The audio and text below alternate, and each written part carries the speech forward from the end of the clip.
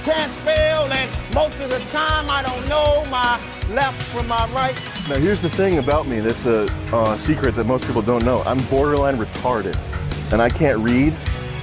These books that you're recommending, Goethe. I would pick that up and I would be like, 10 minutes later, I'd be like, what's my favorite song? The ABCs? I think we're kind of getting off topic. Can you name 10 books? Keep going back to me. Can you? No, don't change. No. Ten books. You're changing the subject, actually. 10 books. You're changing the subject, okay, actually. three books. Okay. Well, the Game of Thrones series, not a book. Twilight I series. want the name. It is a book.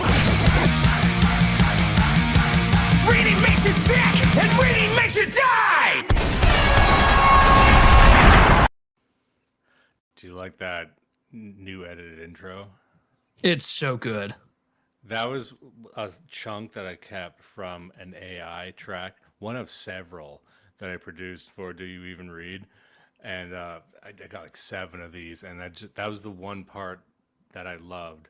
Reading makes you sick, and reading What did you die. prompt it for? Give me a Pantera song that promotes illiteracy. I wanted to see what it came up with, and that's why I had so many. I wanted to see like what would throw at me, and I got very specific with the later ones. But it just came up with that. I don't even like it. Wouldn't be. It's kind of like it's like rock punk. It sounds like Treble Charger to me, which is probably not a reference most people would get. But like it's punk rock made by a guy who's very audibly 45 years old. This is a guy who, instead of buying the Porsche at 45 for his midlife crisis, he says, I'm starting a band. I can't wait to get a midlife crisis. It's coming for me. It'll come for you too, but I feel it. I'm looking forward to it. It's hard to have a midlife crisis when you're broke. No, that's when you get into like a really niche hobby. Because you hear stories like, you're like, I'm going to get into wood carving. I'm going to buy some 2x4s. I'm going to go build a shed. And then it's just like, well, I don't see. What do you do now in Canada with a midlife crisis? Because it's just like, well, if you have one, like there's an option to take your way out. Well, because you hear about these midlife crises from the 80s, which is the mythology it was based off of. It's like, oh, he's having a midlife crisis. He bought a Triumph motorcycle and a Ferrari. What the fuck are you talking about? He just had people had Ferrari. Well, just remember, he bought his around. house for a year's salary. He's got money to burn. He bought his house for a pet website and a pat on the back. That's what you used to be able to do back then. All you had to do was just, with a couple of AOL America Online 500-minute CDs, you could own a house in 1995. These days, I can't even slaughter my way to get my soul back. So we got an idea here. Birdhouses. John Gore is saying that is literally what my dad has started doing in his mid-50s. I mean, my father has land. My father takes care of the land for his like ag exemption, but he makes birdhouses. And I guess it paid off for him because he sent me a text the other day. He's like, hey, I've got a bluebird in here and it's got eggs inside. And he sent me the photo of the eggs and the little, birdhouse and the nest that was made. And I was like, that's really cool, Dad. He's like, yeah, I'm really proud of this one. And I'm like, I hope I understand his joy when I'm his age. Cause to me, I'm just like, I'm not feeling it, man. I'm not. 2 questions spring to the fore. As your land holdings increase, so too does the size of the birdhouse. Like you're just building a house. There must be so many birds that you're responsible for. I like to think of him as it's like Section 8 housing, but for birds. It'd be funny if it's just a bird man house. There's a bird man living on your property. It's just, Harvey Birdman lives there now. Harvey Birdman's my dad. I probably should have disclosed that at the beginning of the series that I'm related to the Harvey Birdman. And then it was really cool. I got to meet Michael Keaton for 5 minutes. So my dad's building a Harvey Birdman house, and he is not well. You have no idea how much stress my dad is under. He's worried he's going to get sued by a senile old fuck with wings. Every man has an ideal amount of acreage of land that they can hold dominion over. Your dad simply has too much land, and I wish too many hectares, and it starts to rot away at the mind and the soul. skin, the flesh. I mean, that's going to be me when I'm old. I want to own a lot of land. I can't wait to be a curmudgeon, frankly. I hate being the age I'm at right now. I would rather be 19 or 62. Anything in between is just a great big fucking foolish wash to me. Aren't you a father and a loving husband? Wouldn't it be great just to get on the other end of that? You're like, wouldn't it be nice to be at the beginning when I have new ideas to fuck up my life? Or, yeah. Hey, I'd like to be at the tail end of this part where my kids can say hi every 6 months. Yeah, they're just dropping in. What's dad up to? Some bullshit. What's dad up to? Oh, he's building an AI startup to replace Indian call centers. Oh, Dad's living his dream of being lonely and weird that he talked about our entire lives. He's gone back to podcasting ever since Mom died. It's like I love you guys, but I need to go insane. I need to lose my mind. I've seen too much, I've read too much, and you know, like this is why we need a Shadow over Innsmouth or any of the sort of Cthulhu mythos books remade, where it's just a private investigator chud he's too red pilled and he's trying to tell the masses and it just breaks him. We've just rewritten Transmetropolitan. I don't know if anyone ever read that comic book. Judas will know what I'm talking about because he's read like exactly one comic book, and it's that. It's good to be back. Oh fuck! It's turning into a digital archipelago. We need to avert course. I can't just start talking about comics I saw when I was a kid. It is good to be back. We had a month off. Did you have? I know you've told your people. Did you have any updates to bring to the forefront about any big life miracles that happened? Life miracles? No. So we took February off because I got married and enjoyed all of the stress of planning and executing a wedding and dealing with family and in-laws and things like that and moving into a larger space. So all that's kind of wrapped up, and here we are now at the end of March. We had to reschedule last week for some personal reasons. But yeah, no, it's good to be back, and we've got a monster of a book for you all. So I really hope that you enjoy. We know that Do You Even Read has kind of become the staple. It's the only pro e-literacy podcast in the English-speaking world, and we're really proud of that title. And I think you're really going to enjoy tonight's episode. Another thing we've been working on, if people noticed during the intro that there was a new image that was gracing your eyes there, and it was based off of merch that we were working on for Do You Even Read. Exciting times. We got it right here. It's the Do You Even Read shirt. It's just a logo we came up with. And we're very proud of it. It's got all the best memes of the show all in one convenient place at the Good Suffer store. Yeah, if you look at it, you can see the references. You see spinal catastrophism. You'll see Cyclonopedia. You'll see Anti-Oedipus, and then there's just a great big hunting knife stabbing a book.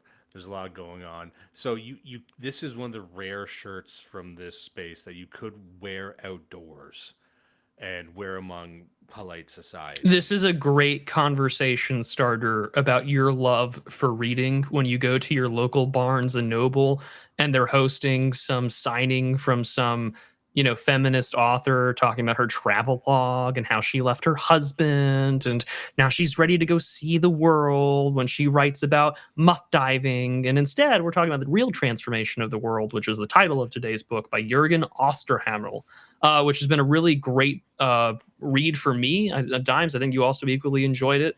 And speaking of traveling around the world for muff, boy, oh boy, does this talk about the history of that in its own unique way.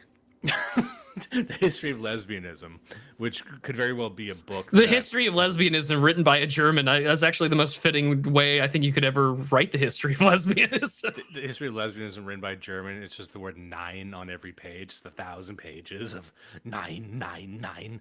I thought that would get a better one from Prude. Anyway, off to a rough start, I see. For me, like a lot of German jokes have been ruined by living in Germany as a kid, but also like Craig Ferguson doing all the Kraftwerk parodies. when he was on the air. He was the only funny late night TV host, in my personal opinion.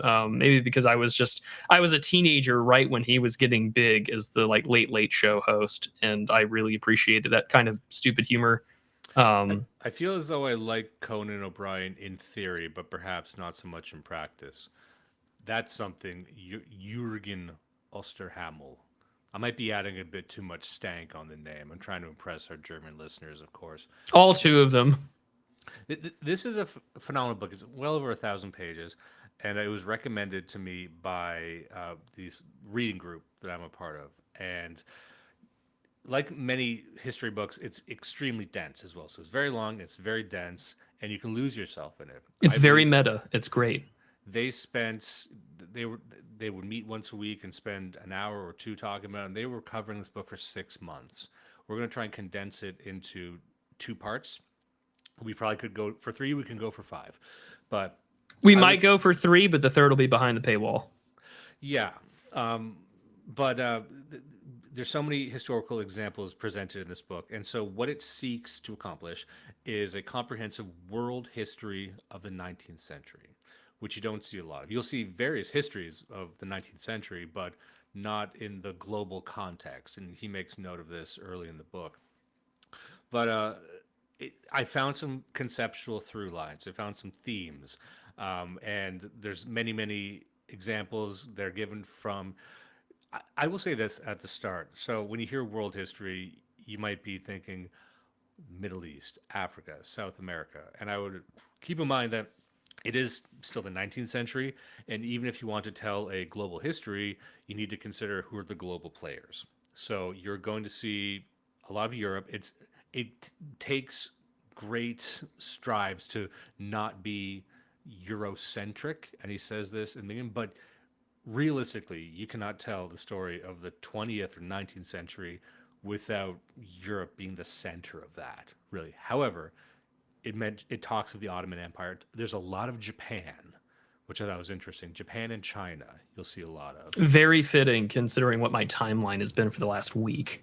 Yeah, exactly. As of today, apparently, like, I didn't know how much Japan loved America. I thought it was just a one-way street. But, Russia, of course, but much of the world is not included because there wasn't much of consequence going on. You might think there was a lot going on in Africa. I'm sure there was regionally, but of anything of global consequence was not occurring. And that's what it is. And he'll speak of South America, but in the context of colonies more or less controlled by European powers. So I would say that the author, I hate saying it, I hate framing it like this because he is a German academic. I don't want to call him a liberal, but this would not be from a right-wing perspective. There's nothing in it that screamed corrupted by ideology. However, he did spend quite a bit of time on capitalism. He spent quite a bit on slavery. And so I've spoke quite a bit now. I wanted to throw there are some hot button issues that in the way, of course, this book has been very popular with a lot of prominent European Union officials as well as members of the European Parliament that have praised this book and have spoken at great lengths praising it as a better understanding. There are some hot button issues that do get mentioned, primarily a lot very early on the question of immigration. Not just like capital I immigration, but also immigration with an E, refugee and population displacement, and also the cost of conflict, both in terms of ethnic conflict, but also its relationship to how people are displaced or reorganized and recategorized. And Jürgen does a really good job, I think, at breaking that down in a way that this book is very meta in the way that I think a lot of other history books that maybe people read are not, in that he spends a great chunk of time in every section of the book talking about sort of his methodology, where he's coming from, and also the linguistic breakdown for where we get certain terms. For instance, I should have known this, right? But there was the phrase Latin America really only comes from like Napoleon III and trying to like combine the Romance languages in Europe and France with respects to Mexico and South America. Until then, it had a much different term. And then at the same time, like because he is German, there's references to Koselleck, which we've talked about on the show. The saddle, the saddle time, Sattelzeit is mentioned in here. So I think for a lot of it's a very good understanding of how like a continental academic is going to look at the world. And also he's right, because the 19th century, I'm going to dive into this, Dimes, and I think this is a really great place to start. He spends a chapter and he spends a whole section discussing what is the 19th century in terms of how long it took place. There's the popular concept of course, we have like the calendar century, which is 100 years on the Gregorian Reformed calendar. But also that we know that a lot of people will tell you that the 1990s don't end until like 2010. It's like, or 2005, or they'll pick a certain time frame. I think the 90s ends when Barack Obama gets elected. But like, so he talks about like the concept of like the long century. So for him, he's like the 19th century. You could argue, usually a lot of people say it's 1789 to 1919 when World War I ends. I think it's a very important thing to discuss because in a lot of ways, I don't think the 19th century really ends until World War II is over, because the motivating ideologies and the reaction to the ideologies of the 19th century are fought over the 90s end with 9/11. That's a lot of people make that claim too. But I mean, he kind of breaks that down as well in the book. And it's particularly interesting in the way that for Osterhammel, like he spends a great chunk of change looking at the methodology of how we calculate this. Like, are we just talking about time? But he also kind of goes into it in a Heideggerian way as well. Like there's a lot of emphasis on space, how much mental space we conceptualize a century to be, how much actual space do we like look at history in regards to like, well, are we just referring to Europe? Are we referring to the Americas? Do we refer to the collective West, the long century? Yeah, that's right. He literally pulls that term up as well. And so it's something that I greatly appreciate, because it's something that you and I, Dimes, have been talking about for years, about how like the political ideology of the 21st century has yet to be written, despite the fact that we're a quarter of a century into the 21st century. I think these kind of meta commentaries, they scratch an itch for me, because this is why I spend so much time writing about media and how it fucks with my brain every other Substack essay I write. Yeah, there's a sense, a pretty pervasive sense that, we're just sort of commoditizing and recommoditizing and, making hyper realities of 20th century, but arguably 19th century models. And we really haven't come up with a mental model or a worldview that can really stand as a consequence of the information revolutions. A lot of people are still locked within the context of the Industrial Revolution. And I think there's a lot of people that are working through something right now. We're in a transitional period. And we talked about this at length on both of our shows, but also on here. And that's why we spent so long talking about historical time. A lot of people don't consider, and he spends the first bit of this book talking about it. And I really appreciated that. And you need that, because you need to talk about, he says, when was the 19th century, but where was it too? What was the center of gravity around which everything rotated? And that is where you end up in Europe, because you're talking about a lot of materialistic revolutions. As we will get to later on, it's sort of the emergence of nationalism. Now, let me just qualify that a little bit. When we say nationalism, if you're a student of nationalist theory, we've covered this in our show as well. I'm thinking of the construction of nationhood by, I believe it was Adrian Hastings. There's a strong argument to be made, especially if you just define a nation as a group of people possessing sufficient self-awareness. Well, the roots of that can go back to medieval Europe. Hell, most tribes can be said to have that. Not all of them, but many of them. So yes, there's an argument to be made that nationalism or proto-nationalism can go back centuries, even millennia, but nationalism as we know it now emerged in the 19th century. And so a lot of the and that's really what this book is about. And if I could just launch with that, I would say that the book argues that pretty much our entire worldview that we have in the 21st century right now was created in the 19th century. And that's everything from how we conceptualize time, how borders were redrawn around then, and we'll get to that into quotes later on. But Most importantly, and we'll get to this in just a moment, there's a whole segment I want to read here, but it was like a revolution of self-awareness during this century. And he makes the case that even though the edges of the century are blurred, it is longer, but it's nothing like the Middle Ages. Certain epochs throughout history take place over many centuries.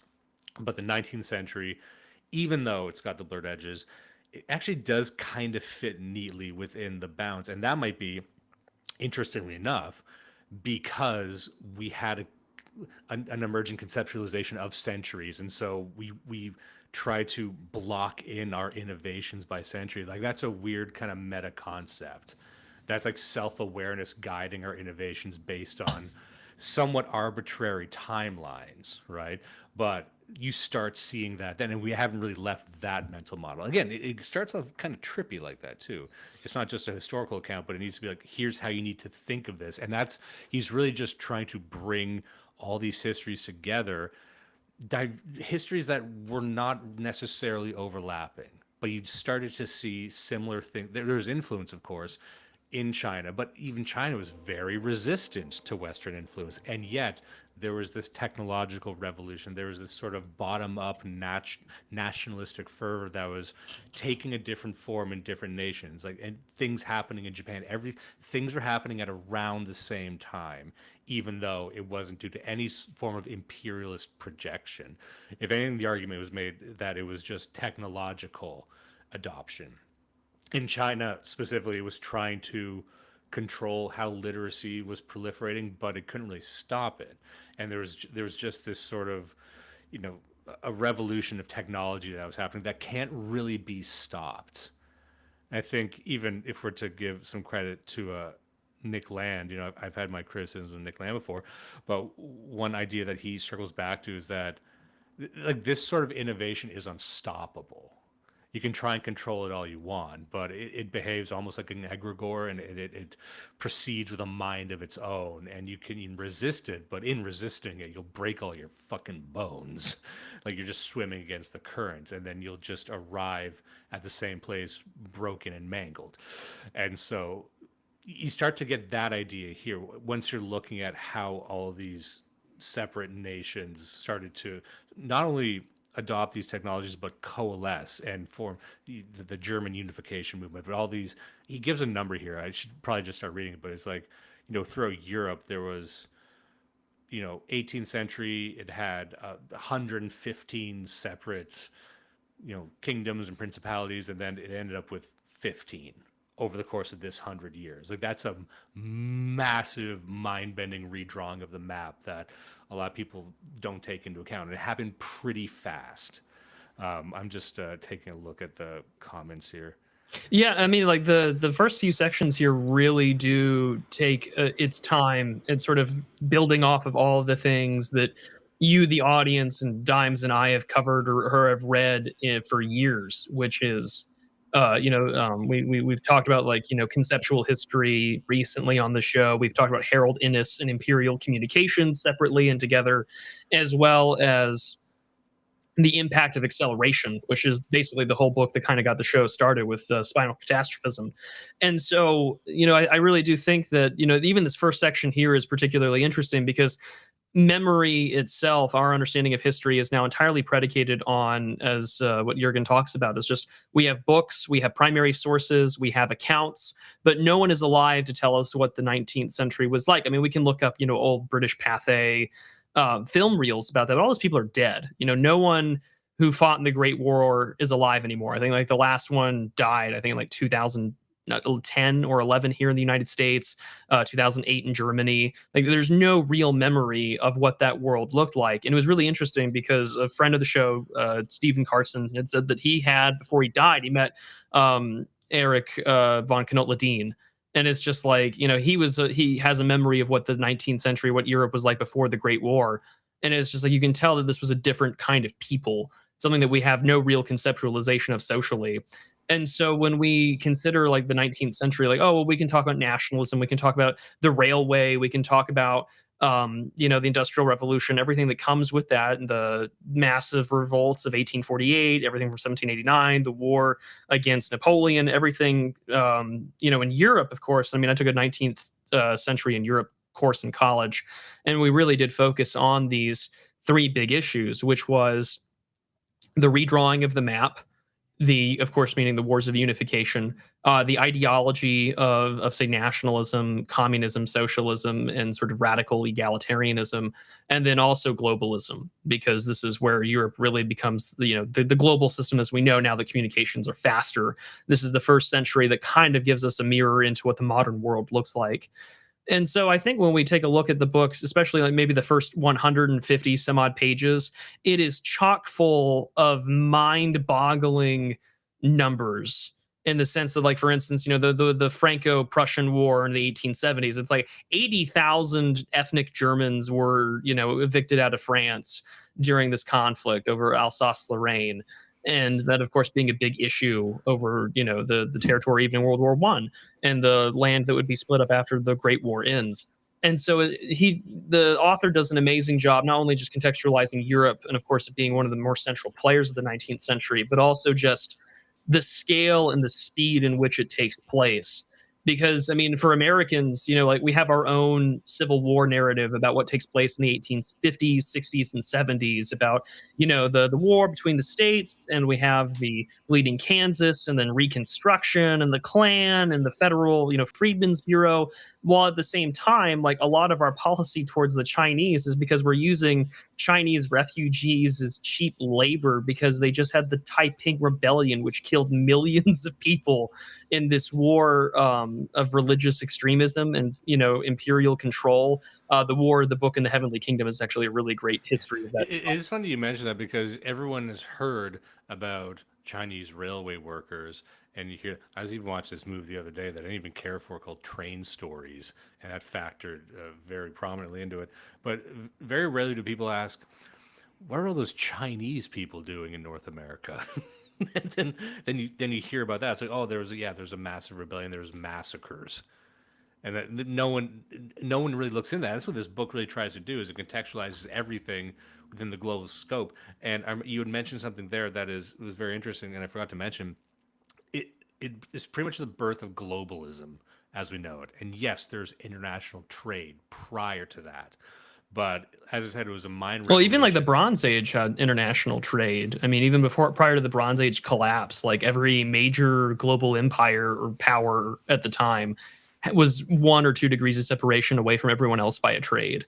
You know, like, Hammurabi knew of the Minoans. You know, like, it's a strange thing to conceptualize for a pre, you know, telecommunications age, but I mean, it's just like that exists. They may not have a map or better understanding of each other in the way that you and I can go on twitter.com and realize that, like, there's a subcontinent of like 1 billion people we don't want to be around. But it's an interesting thing. Whereas, like, the 19th century, you know, you have we're no longer relying on just, like, information travels as fast as the boat gets it to you. And in fact, like, the first real global surveillance state, there's a whole other book on this very issue about the British Crown and intelligence through the use of the telegraph. But I mean, now you don't have to rely on information. And then even the photography is a thing here now. Like, we have, you know, almost every conflict since the American Civil War, of course, has been photographed. But even in Europe, you know, conflicts that we have little information on, we do have, you know, daguerreotypes and other things like that. So it's just, now information is suddenly this instantaneous form of communication, which, as you and I know, Dimes, like, you look at, like, oh, well, like, now we have real space-based communication, wherein, like, we can constantly put out new documents all the time to reify and to reiterate an imperial message. And Jürgen Osterhammel takes a really good. He doesn't mention Innis at all, I don't think, at all in the book, but, like, he's directly building off of that when he's like, well, now we have the conversation around empires, leviathans versus behemoths, and what kind of symbolism are we going to use to get all of these different disparate religious and ethnic groups to unite, quote unquote, under, like, a symbol, a common flag, banner, or creed.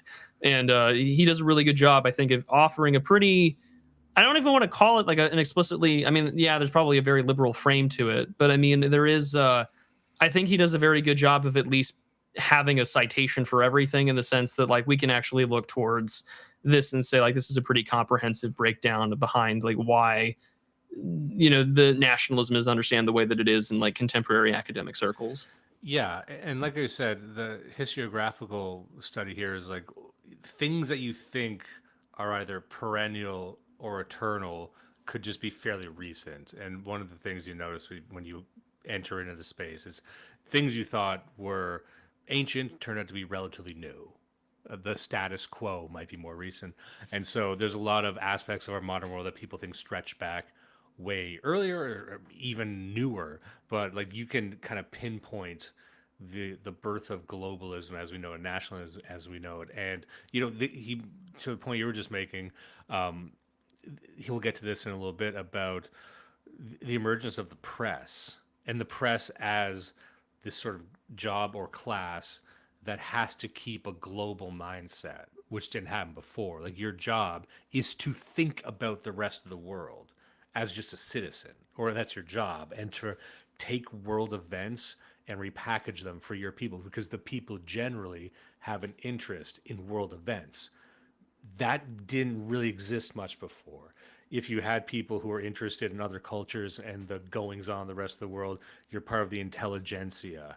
And it wasn't just mass produced and it wasn't a given that the average person would care about any of that. But then you start to see that happen not that long ago. and then with the birth of that, then it spirals into what we have now, where every single thought is contextualized globally.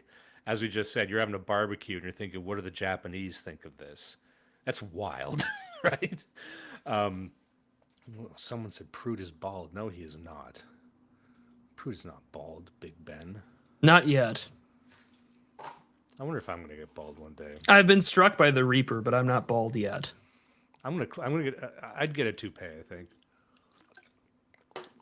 I'm just gonna go to Constantinople and get it fixed.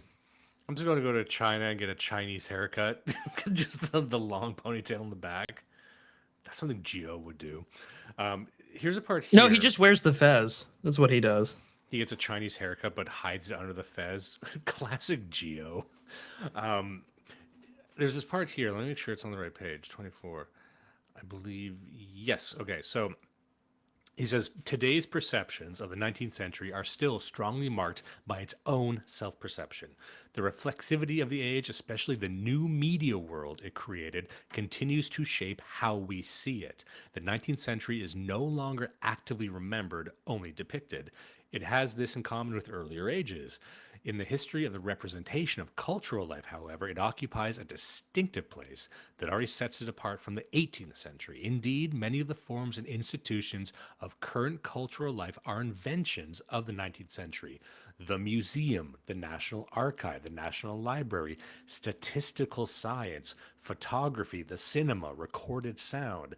It was an era of organized memory and also increased self-observation. And above all else, that's the message I took from this book. It was the era, I don't want to use the word meta-analysis, but I'll say self-analysis, because perhaps meta-analysis came later as a consequence of not only self-analysis from an intelligentsia or an academia, but filtered on through to the populace, to the regular people. This is something everyone did. It was the beginning of like organized memory, obsession with recording.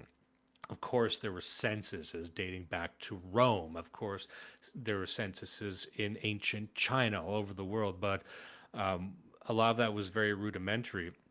You started to see the dawn of a new era of statistical science where we were getting into the quanta of like what qualitative measures do we have about the people. It's not just how many identities do we have, it's how do they behave.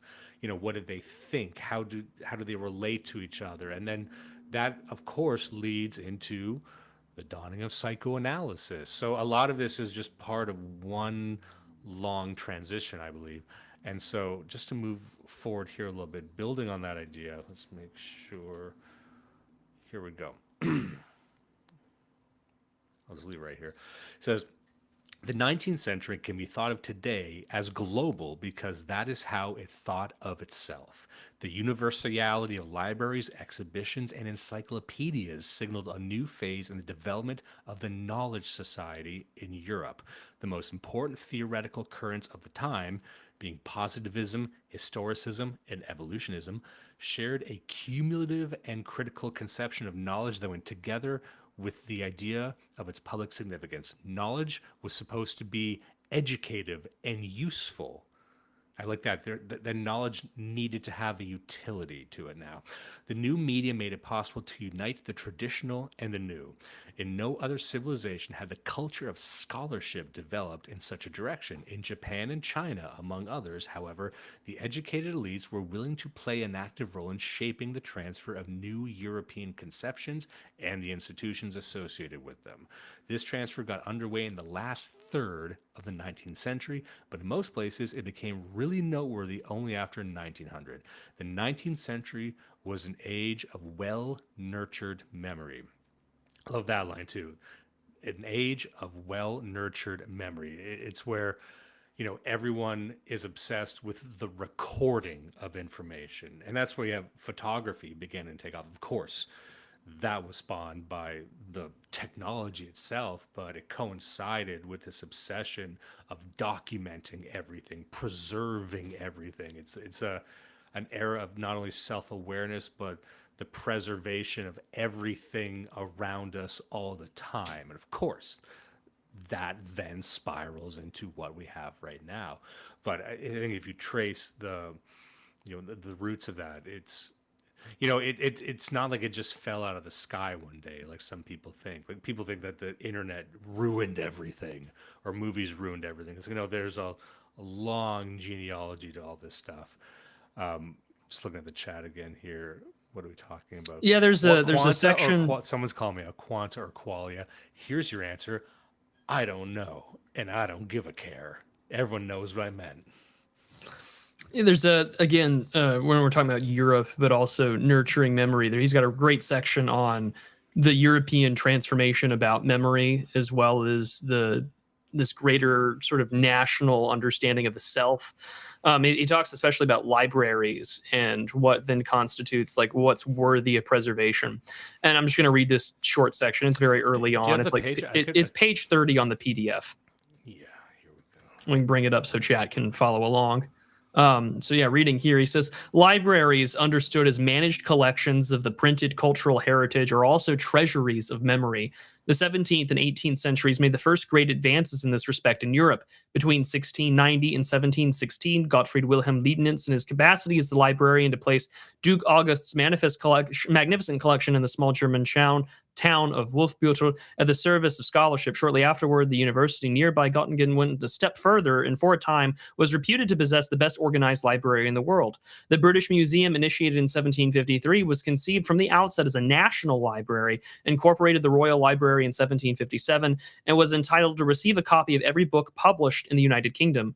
Antonio Penzini, an Italian exile who joined the British Museum in 1831, served as its chief librarian between 1856 and 1866, created the foundation of scientific librarianship, a systematic and comprehensive catalog, and a reading room organized to meet the needs of scholars with a domed shape that made it the envy of the world. As the century wore on, national libraries, in keeping with the British model, were built in every continent. In the United States, Canada, and Australia, the Anglosphere, they arose out of parliamentary libraries. Some were linked to academic institutions. They tended the nation's memory for a respectable public and all serious students, but they also collected knowledge in general. The most prestigious became known for their universal reach as they gathered knowledge from all countries and all ages. Important prerequisites for this mission were a book trade with worldwide business links or the selling of private libraries on the antique market. The newly founded Oriental departments collected books in rare languages, sometimes sending out special emissaries to acquire them. Libraries symbolized a country's pretension to equal or superior cultural status. In the 1800s, the young American Republic staked its claim with the founding of the Library of Congress, and by the 1930s, its vast holdings, the largest anywhere in the world, completed the cultural emancipation of the New World from the Old. Countries that achieved unification late in the day had a harder time. The Prussian State Library did not gain national status before 1919, and Italy has never established a single all-embracing national library. To this day, Italians just don't have a fucking library. Well, I'd imagine that for some Italians, that might just be like the Vatican archive. Yeah, with Italians, they just have. Maybe they just don't build shit. You know, there you go. They're just like, yeah, we're just gonna watch the guys build it instead. It's the great Italian pensioner pastime. They got other two books. It's the Bible and a book of pasta recipes. And the danger is that these, over time, inevitably become synthesized. You don't need a pasta Christ, or you didn't know you needed it until you saw it. A little early for blasphemy, isn't it, Dimes? Anywho. I was going to say, aren't you the Catholic? Allegedly. As I said, one of my... Doesn't you just celebrate Palm Sunday? One of our most beloved fans of Blood Cele once labeled me a scandal upon the Catholic Church. So, you know, I take Germans seriously on most matters. So... They would know. They would know. Well, they like you to think that they know. This is getting to what you were getting to before, and it sounds like we're getting lost in the historiography session. But I think this is where a lot of this was my favorite section because I think this was. I mean, it's a short part of the book, but I think it's arguably the most important because the linguistic and the Dire Vatican Archives edition went, oh man, I would love to get access to that, but one, I'm not Catholic, and two, would they even let us podcast from the Vatican Archives? We're live, and we're gonna read some 12th century Pope's opinion on the Filioque. We're gonna be here for 3 hours because none of us can read ancient Italian or High Latin. You're never allowed to disparage the Pope, but let me just say that with the current Pope, I think the opportunities are wide and varied that we could just get into the Vatican Archives and podcast there. I think there's a lot of new horizons for dumb shit to happen. So, looking at this, the century, the papacy gets its first American. We're just hot dogs in podcasts in the Vatican Archives. It's like everyone likes the young Pope. Everyone liked the new Pope. You can just do that. You had an opportunity to do that. I'm literally speaking at a conference where the theme is you can just do things. You can just. They filmed it in the Vatican. All you guys saw it being filmed, and you saw everyone loved it. Just do that. You don't need to go the other way. Even John Malkovich was good in that. All right, so just be a chud. Just be a cool cigarette smoking chud. What have we learned if not that? We don't have the Trumpian Pope yet. By Trumpian, I mean you can just be like a blathering mean guy. We can't get into politics right now. It says the century is a creature of the calendar, a calculated quantity, which was introduced for the first time in the 1500s. For historians, it is, as John M. Roberts put it, only a convenience. The less they believe in the objective coherence of an age, and the more they see dividing lines between epochs as pure convention, the fewer objections there can be to a simple chronology that operates with chunks of 100 years. In the case of the 19th century, however, the lusterless boundary dates underscore the formal character of the procedure. Neither the beginning year nor the end year of the calendar century coincided with a major turning point. Years with 2 or 3 zeros are often not the watershed that remains fixed in the memory of a nation. It is not 2000, but 2001 that is engraved in the mind. Good point. Issues of dating were everywhere central for modern history and archaeology. In Japan, an extra-European pioneer in this respect too, it was only after the turn of the 12th century that a satisfactory national chronology was developed for remote periods of the past. Whereas in China, whose rich historiographical tradition went as far back as Europe's, the necessary work of source criticism began in the 1920s and took decades before a reasonably dependable chronology of ancient times was established. So it really comes down to how many different civilizations were trying to apprehend their own past. And that's an interesting way of looking at it. And I think so many... The fact that so many different civilizations, who again had no real civilizational overlap, all kind of aligned on this century model is interesting. Like the way the world became Eurocentric wasn't because exclusively of military imperialism. I think that's one. That's when sort of mythology or bit of alleged wisdom that the book challenges, that you assume that Europe ended up on top just because of wicked machinations or just outright conquest. And that isn't the case, especially in the 19th century. It's just, it was innovating these concepts that just swept the world like wildfire. It wasn't through any sort of exertion of power or subterfuge. And I think that's interesting. I have no reason to distrust the book either. I think it's a serious book, and maybe the author would not agree with many of our political standings or ideas on how the world works, but I don't know, history is fucking history. It was the same way I don't think Thomas Moynihan would agree that the most popular podcast covering his book is by us. And I'm sure, like, for instance, like, I've interviewed Andrew McLuhan, and it's just like, I don't think that he probably agrees that I have a deeply reactionary understanding of his grandfather, but like, I don't really think that matters, because again, for the sake of what we're trying to review here and what we're discussing is the historiography, but also an understanding of where the 19th century and its impact still on today's world. And also, like, you do have the Gregorian calendar reforms that have played a role there, but also, as he goes on later in this section of the book, the creation of the Greenwich Mean Time sort of becoming the sort of standard globally, and then of course with America, the rail lines and our time system, and it eventually being adapted as we start playing into mass transportation, but also instantaneous communication for the purposes of trade. It's not just like those mean old Europeans conquered the world, and I mean, that is a good thing, but secondly, it's that the nature of just having accurate understanding of where things are is required.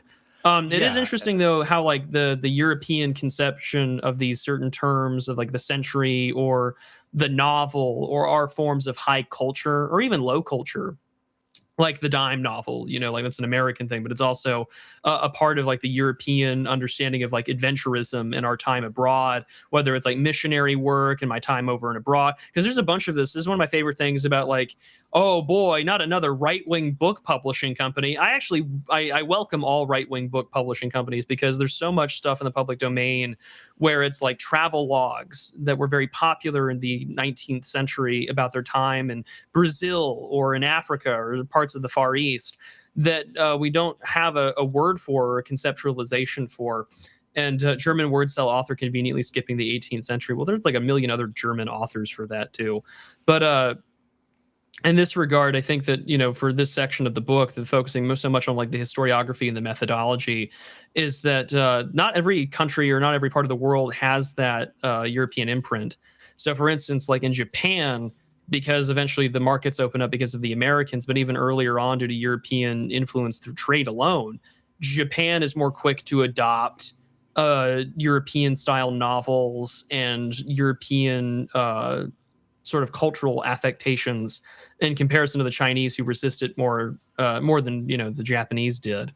And for the Chinese, like, they have a much more a wider cultural memory of the 19th century than, say, the United States does. I mean, the biggest thing about maybe our impact of the 19th century is going to be the American Civil War for most Americans' minds, despite the fact that we begin the 19th century in the U.S. basically with the Louisiana Purchase, which is doubling the size of the U.S. territory. Yeah, I was going to say something. One thing that I forget what I was going to say. I'll just move on to here, because this actually builds on what you were just saying. Make sure I'm on the right page here. Page 82 here. Here we go. I was going to read here. It says, in terms of social history, a distinctive feature of the Sattelzeit was the growing contestation and subversion of traditional hierarchies. And this is a big theme in the book. It remains to be proved whether the years around 1800 were also a period of agrarian change and rural unrest outside Western and Central Europe. There's a lot of evidence that they were. Notwithstanding the revolutions in France and Haiti, this was a period when social traditionalism was shaken but not yet overthrown. With a handful of exceptions, the rise of the bourgeoisie and more generally the emergence of new social forces would be a feature only of the subsequent period. Fully fledged bourgeois societies remained in a minority throughout the 19th century. A growing tendency towards class formation was a direct consequence or accompaniment of the gradual spread of industrial capitalism throughout the world, which did not begin until 1830 and reached the most advanced country in Asia, being Japan, only after 1870. So, he's describing something that I don't think a lot of people would debate, which is that ideology follows technological development. And some people say that economics sits at the top of that pile. I'm not so sure. I think economics might very well follow technological innovation as well. But I'm also not trying to just think of this completely linearly. Like a lot of people, like what causes everything. I don't think in those terms. But here you see the spread of the Industrial Revolution, and you can chart its pervasiveness throughout this entire century, and then following that, class consciousness. Maybe not explicitly Marxism, but wouldn't it be interesting if there was an emergent class consciousness that was not strictly attributed to Marx, or to put a finer point on it, a crowning, that's a gruesome way of putting it, but the birth of sort of a populist self-awareness, because it says the century self-awareness, but you have the class consciousness being driven by these people just getting, I don't know what you could say the specific cause was, because it was also the migration, and he talks about this later in the book, up from the agrarian areas to the urban areas. Of course, there were urban areas prior to this, but there was more of a huge shift from people to urban centers. So it was the complete disrupting of where everyone was and how everyone related to each other and how they thought of themselves and fucking everything.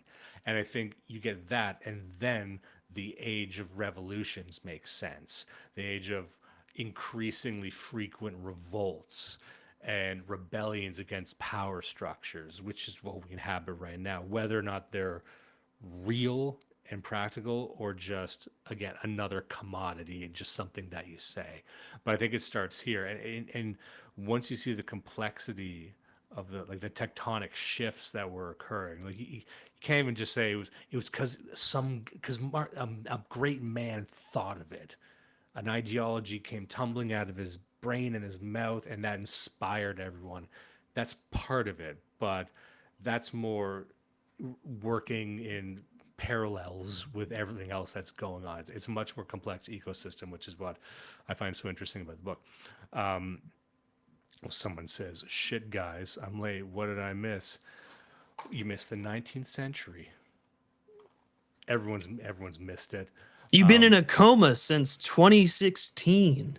Oh man, I can't wait to go to my favorite MPI conference host. Can you imagine a guy waking up from a coma in 2016, but then forgetting 9/11 happened?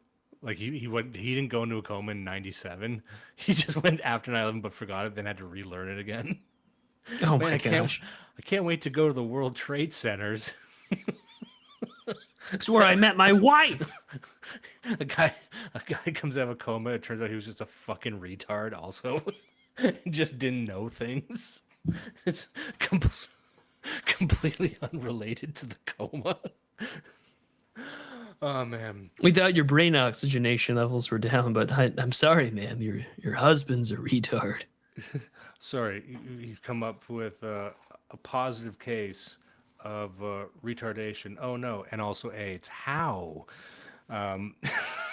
Javier Oliva says, what about the lesser-known Library of Alexandria, where they housed their ancient hip-hop Harlequin romances and the first ever copy of 50 Shades of That Grey? was the first Barnes and Noble. I think someone made a comment earlier about libraries being the cause of all their problems, because that could have been like I don't really think that like the ancient, or even like the if we were to go to 1930 and go to the Library of Congress, I don't think we're going to find literature. I think we're going to be okay. Going back to the Library of Alexandria is just slop. It's slop all the way down. That's what being trad's about. Everyone acts like trad is What? Holding a spear? Having 25 kids? No, it's reading dog shit. It always has been. My ancestors are smiling on me. Can you say the same for yourself? Had they the podcasting I tools love that this one line from Skyrim has just become the epitome of all of what we do. The whole idea of a patriarchy is to keep your estate captive under your domain so that you have a podcast audience with the tools that you had at the time. Sorry, go ahead. That's what we should do. We just need to go back in time, and it's just like you need to record all of your speeches, all of your thoughts, all of the dumb shit you said with your friends. You go back in time, go into your ancestor's estate. He's just got a very exhausted family gathered around him. He says, "What if the emperor was black and Chinese?" Hear me out, everyone. What is the Kaiser? Was an Oriental. You go back to ancient Rome and everyone's dressed in like Nazi Third Reich uniforms. Like, it's so weird. Everything. Wow, Nietzsche was right. It's the eternal recurrence. Man, everything I thought was fucked up. It turns out the wrongest guy I knew was the most correct. They had UFOs too. Oh man. Man, I gotta buy more Arctos books. Anywho. What's also interesting though is that he doesn't shy away in the book at all from talking about not only just like cultural arenas, but also in respects to how politics is, again, I'm going to use an I word, how intersectional class, ethnicity, religion, race, and economic status is.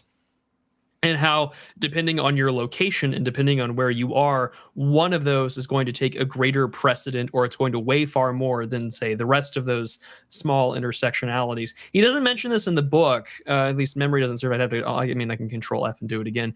But for instance, in places like Venezuela and Colombia, when we're having these waves of French-inspired as well as Haitian-inspired revolutions of sort of these radical, liberal, and to some extent racial egalitarianism, you have this concern of mainly like white Creoles in Venezuela and Colombia. They have this term called basically like partocracy. Basically, it's just like the great fear that basically that like the white Creoles would lose their political power, and it's going to instead be exercised by like anyone lower than them, primarily like the descendants of Africans and like other Indian slaves. And that sort of concern plays a large role in a lot of the colonial maintenance of territory, is sort of this fear of the ethnic identity being overruled or overwritten, even in places like in Central and South America. And then even then you have an open ethnic conflict being described in places like in the Balkans, because, prior to World War I breaking out, you had the Balkan War in 1912 to 1913. I think it was like the second one. They had one even earlier than that in the beginning of the 20th century. But all of these things, of course, are being reorganized from conflicts that take place in the 19th century.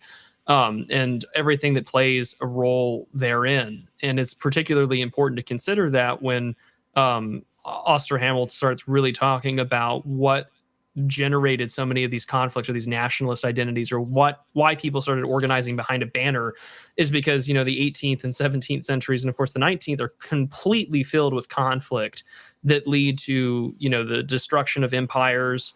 We, of course, have the history of Poland. We then have to take a look at the relationship between the Eastern question, more specifically about the Ottoman Empire, and how the Ottoman Empire is trying to view itself vis-a-vis Europe and trying to stand on its own feet, despite the fact that it has fought numerous conflicts against Europe, both in the name of a religious, but also to a large extent an ethnic conflict against the European peoples and their own religion. And I think that what this book does a really good job of is trying to make sense of how these things became ranked order, or why nationalism and this greater sort of ethnic consciousness really is birthed out of the European conflicts that take place. And just as we've talked about in other books like The Hour of Decision, those ideas, even the most destructive ones like Bolshevism, communism, and socialism, all have a very distinct European origin point to the problems of Europe that are then transliterated to the rest of the world, that has then been used as the sort of ideological cover / cudgel against sort of the developed or the white world, as Spangler and others have described it as. Yeah, and what's interesting there, you mentioned something that I like to underscore here, and we're going to get to this more in the next episode because we're going to focus more on the nationalist projects. But one thing that stuck out to me while reading this book, and I brought it up in the last Vanguard Journal article, I believe, in the definition of a nation, is that, and we're defining nationalism as a 19th century phenomenon, not just another word for self-conceptualization, but he had pointed out that the vast majority, if not all, nationalist movements occur inside of another country, typically inside of an empire, the Ottoman Empire, or it could be any country that operates like an empire. But that lends to the idea that to have a nationalist movement, you need to be existing within a power structure that almost sees you as a threat. It exists under pressure.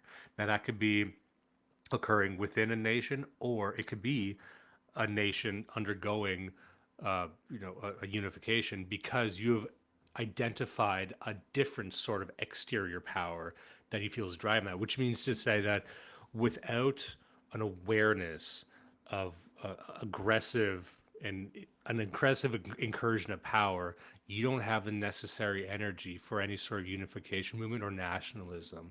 So if you, as a people, let's say, and maybe there's parallels we can draw with movements in our milieu right now, unless you can very accurately and very pointedly identify who the enemy is, you can't really get a nationalist movement. So that's why it's hard to even bring people. If you have some sort of ethnic nationalist movement, let's say white nationalism, if you, like, it's almost like the first step to get people into all the ideas is to get them locked in the idea that you exist within an enemy system that is, oppressing you or targeting you or something, but you need to have a conceptualization of the enemy.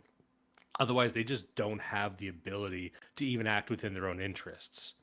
And that's why, like, none of the other stuff will even make sense to them. It's very difficult for them to do. But you can do this with other groups, Christians, Catholics, whatever it might be, but that's just one example. Now, moving on there, since we're into a section that I like to call space and geography, just looking at page 104 here.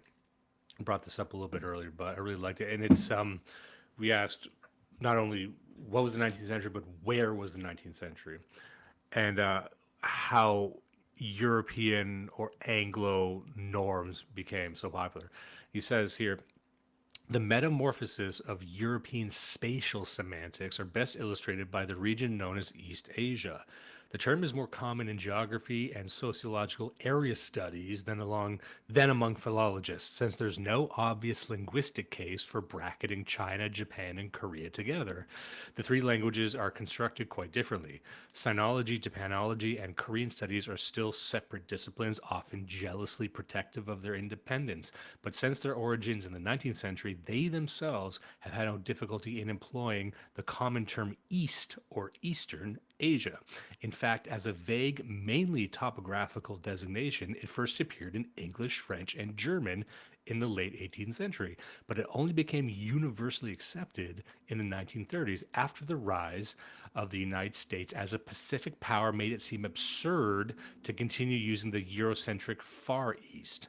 Logically, only the term Russian Far East, meaning Siberia, would have been plausible.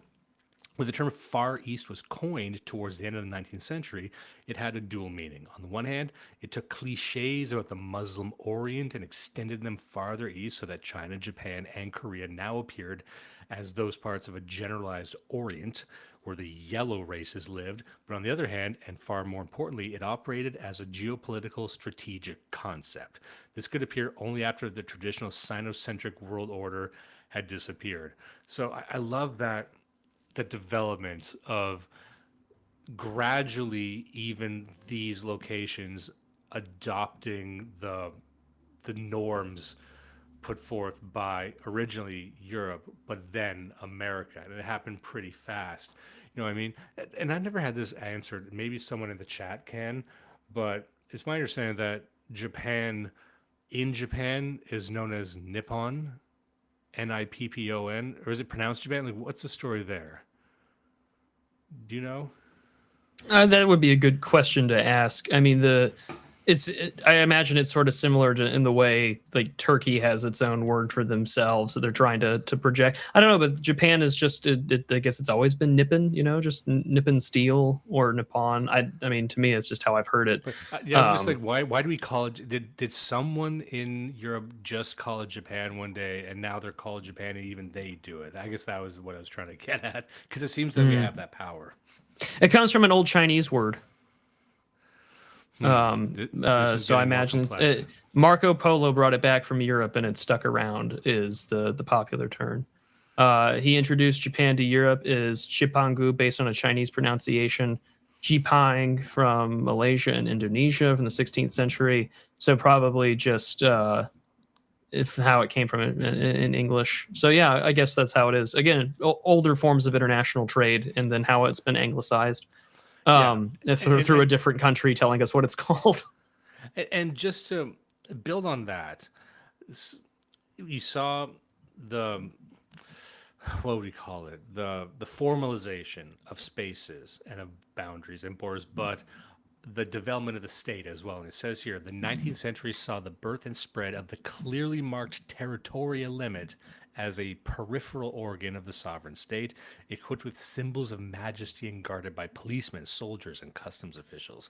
It was at once a byproduct and marker of the territorialization of power as control over land became more important than control over people. Sovereign authority was no longer invested in a personal ruler, but in the state. Its territories had to be continuous and rounded off. Scattered holdings, enclaves, city-states, or political patchwork quilts were now seen as anachronisms. So that would be the traditional hierarchy. That would be perhaps a more organic way of designating domains that can control people. There was a push for city-states that had a firmer control of territories that could coherently project its power within its boundaries. And so you start with that, and it's very easy to see in the oncoming distance the development of total war, the leading up to World War I, this perpetual drive for armament and to project security, and the city-state not locked into the whims of any aristocracy. And in fact, what he gets to later is that the 19th century was the beginning, if not the full separation of the powers, the institutions from the traditional hierarchy. That would be the monarchy, that would be the aristocrats, the traditional elites, and they were still present, but there was the creation of this idea that the institutions were more important than the people who populated the institutions. Because that, like, the state is almost, I hate to use this word again, but like an egregore. It's some free floating thing that people can occupy or be in service of. And you kind of get that now with Trump and the deep state. But that's just one extreme battle within that. But everyone kind of understands that, yeah, there's the state, there's the government. What are you going to do? You can't fight City Hall. That's the maxim, right? You can't fight City Hall. What the fuck is City Hall? It's not just a synonym for the Parliament or the Congress. It's like there's this idea of City Hall, and no person can fucking do anything with it. It's the idea of it's bigger than everyone, and that sort of process begins here, at least in my reading. But again, that's relatively new. So as we were talking about before, just sit and try to imagine a world before that, because you might still be prone to think that, yeah, we've had just these organs of the state forever. No, not really. Try and really sit and wonder what was a monarchy actually like to inhabit. And only weirdos like us tend to do that. But for the regular people at home, and this is the point of the book, how much of your life was just innovated within the 19th century? It's not that ancient. Yeah, and I mean, this is why I found the section about just like again, there's a lot of conceptual history here, just entirely predicated on the premise of memory, because it's just like, well, at the end of the day, there is the very real, like, we don't think about it because we've always grown up with it. This is how we've been socialized to understand the world. we don't really need to think about it in any other sort of concept. So why bother, why participate, or why think about it in any way, other way, shape, or form, when it's just like, well, when we consider the fact that the world as we know it is actually kind of young in our conceptualization of time, like that becomes very important. And also it allows us to understand that like our own understanding of immigration or of population density is also very young in relation to the world around us. And I find that to be a particularly interesting thing to consider when we're looking at a world that is still very much affected by, you know, for lack of a better word, like trauma of conflicts past. You know, the 19th century is very prominent in the Chinese political understanding of the world around them.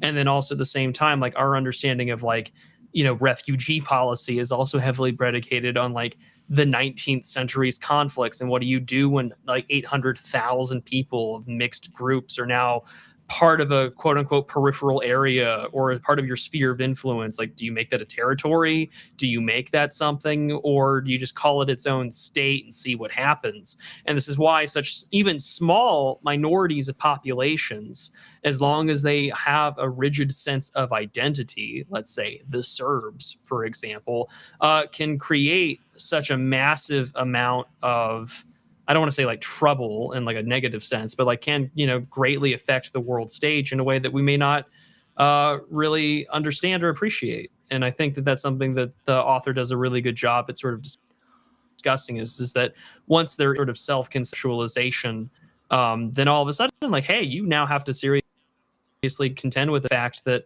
the world is going to operate under this lens and spreads. It's not just located to Europe by the nature of how we interact with one another. We're now going to talk about these things, and now someone's going to be able to read and understand, oh, well, this is, you know, this conceptualization is the right one, and this is how we're going to apply it to our own country, despite the fact that it has no historical parallel or, you know, example here in the, you know, let's say, you know, oh, like this thing about like monarchy and you know, well, that doesn't have any real implication to like say like the average American, in the same way that like the working conditions of like, you know, German and European writers were going to have, like their understanding of socialism is vastly different than say what gets used by like some socialist party in South Africa.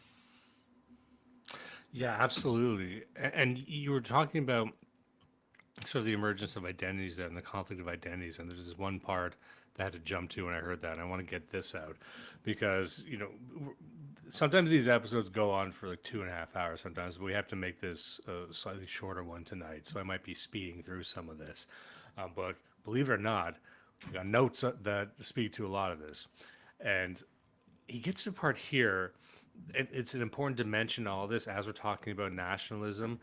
This really was not the first, but a crucial era of the diaspora.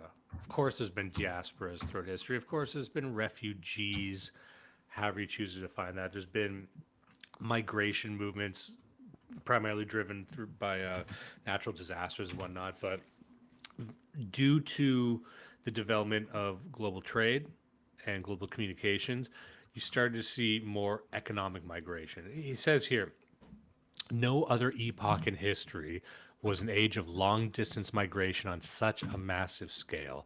He says between 1815 and 1914, at least 82 million people moved voluntarily from one country to another at a yearly rate of 660 migrants per million of the world population. The comparable rate between 1945 and 1980, for example, was only 215 per million. One should, and he continues on here, I'm just going to jump ahead to page 219. It's an insane number. Oh, 129, actually. 129. And again, but also it's the world not, population is much smaller.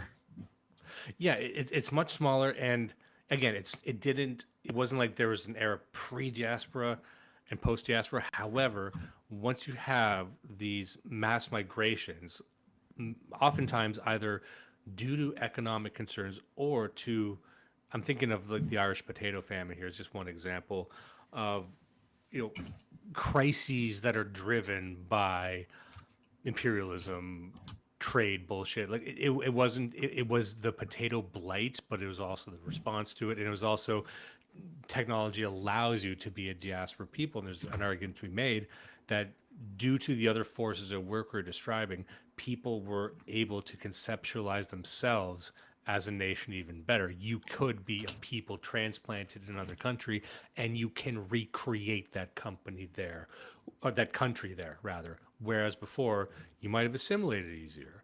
But because there's such a mass migration, and each individual is now possessing of a more advanced software to carry the and sort of apprehend this idea of an identity, which they might not have had in full resolution before, then you have a more potent diaspora people, and then more of them. He continues on here.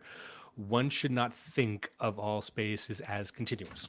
In the 19th century, too, the life of a society did not always unfold on a joined together to territory. The most important type of discontinuous social space is a diaspora. That is, a community that lives outside its real or imagined land of origin, yet still feels loyalty and emotional attachment to it. Each diaspora differs from others in its origin and historical experience. The following categories may be identified: a victim diaspora, or a labor diaspora, a trade diaspora, an imperial diaspora, like colonists and settlers, and a cultural diaspora. Diaspora formation as a result of mass migration was ubiquitous in the 19th century. Oh, he says here, only the French stayed at home. China, the epitome of a rounded civilization that no one might be expected to leave, became a source of overseas communities.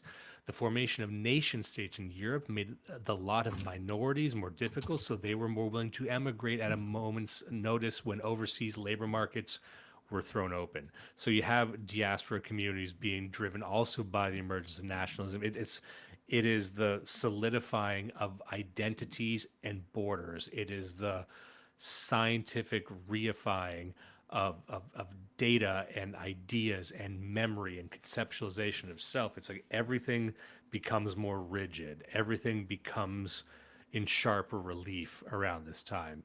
And it's not because of propaganda. It's not because of hatred or anything. It's just awareness of self will reflexively create an awareness of the other.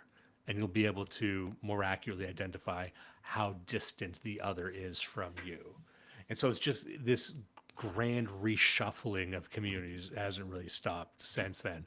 But I think you could make the case that it made people more open to be a diaspora. Of course, you have the Jews here, and then there's the Jews. Of course, they were a pretty notorious diaspora people, but that was they're also not the only ones. Yeah. I mean, even in the United States, it literally takes the First World War to effectively destroy the sort of like diaspora understanding of like German identity in the United States. Because, in large swaths of the Midwest, it is German-speaking towns, German newspapers, and that doesn't really go away until, Uncle Sam decides to fight the Hun. We have an interesting comment here that I wanted to get to. The potato was a technology in itself. In fact, the potato is a technology only Europeans have perfected. Good vibes emoji. And I learned that fairly recently. Everyone associates potatoes with Ireland. Potatoes came from South America, I believe. South America or Mexico.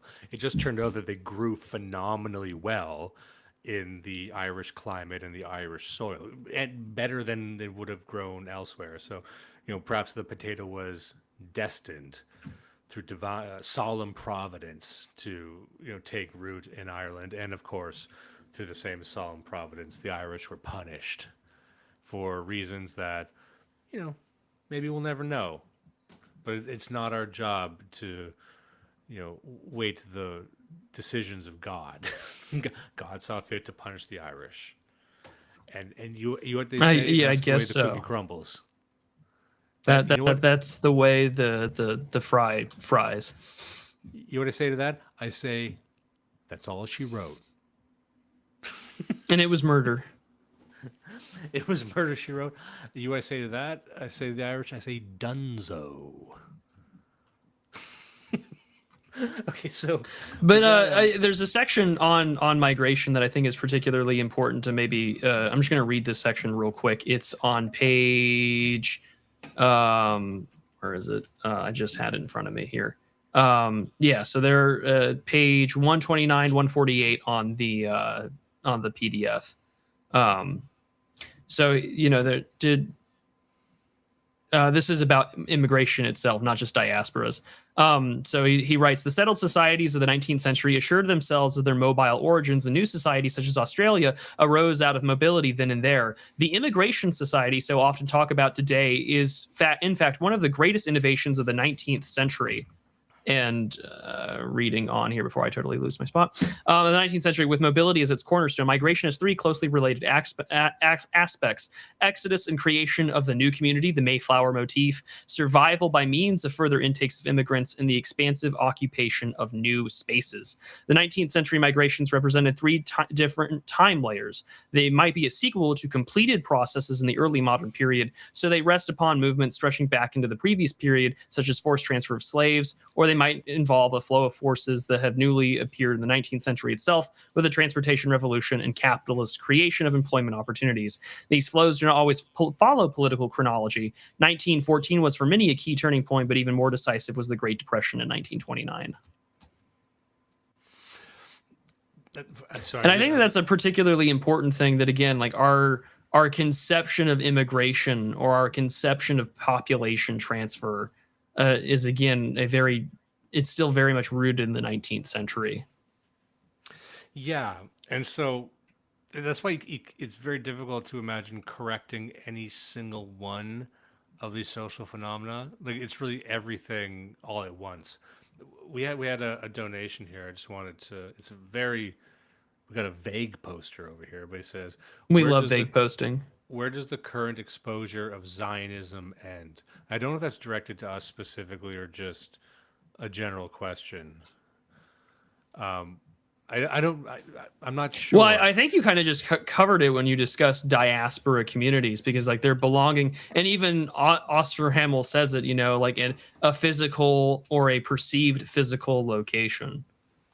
Yeah, it's perceived, and that's what's interesting. It's like whether or not the land is really yours. I think that's what makes an ultimate diaspora. It's the yearning for a home, yearning for a country you never inhabited, yearning for a time that you don't really remember. It's sort of a, but it's part of that greater conceptualization of self. And I mean, our understanding of modern Zionism is a byproduct to a large extent of 19th century European nationalism, because if you read a lot of what Theodore Herzl wrote and spoke of, if you were to replace like Israel, Zion, and say just Jewry in general, and I mean that in the political sense of the term, not as a derogatory thing, like it's going to read very much like something out of the kind of left-wing nationalist identities and movements that come out when discussing, well, what is the role of a people in place? And we want the same thing. And so, of course, it comes with the baggage of, European Christianity in comparison to the Jewish diaspora. But I mean, nevertheless, like it's very explicitly with a nationalist understanding, even if it's maybe not something that we want to, say, oh, like we're the consequence of that, or we have to own up to that. It's simply just something that we can identify with, that there is an ideological root that's based in our own nationalist movements. Yeah. Where it plays in now, like, again, it's the same thing. Like there is that, as I was just reading, like there is that like settler motif, like we are here to build something new. And of course they have a self-conceptualization that is heavily predicated that it is old. You can say whatever you want about various groups of people, like the Chinese or say just Jewish identity, but like it is very much rooted in something that claims to go back thousands and thousands and thousands of years, even if like most may be more genetically similar to a lot of Italians, say with like Ashkenazi populations. I still think that it's important to consider that even then there's a lot of the 19th century that plays a large role in this understanding of our current political moment. What's so interesting is the power of the intellectualization of it all as a driver for action. And I'll give one example being Black nationalism, Black American nationalism.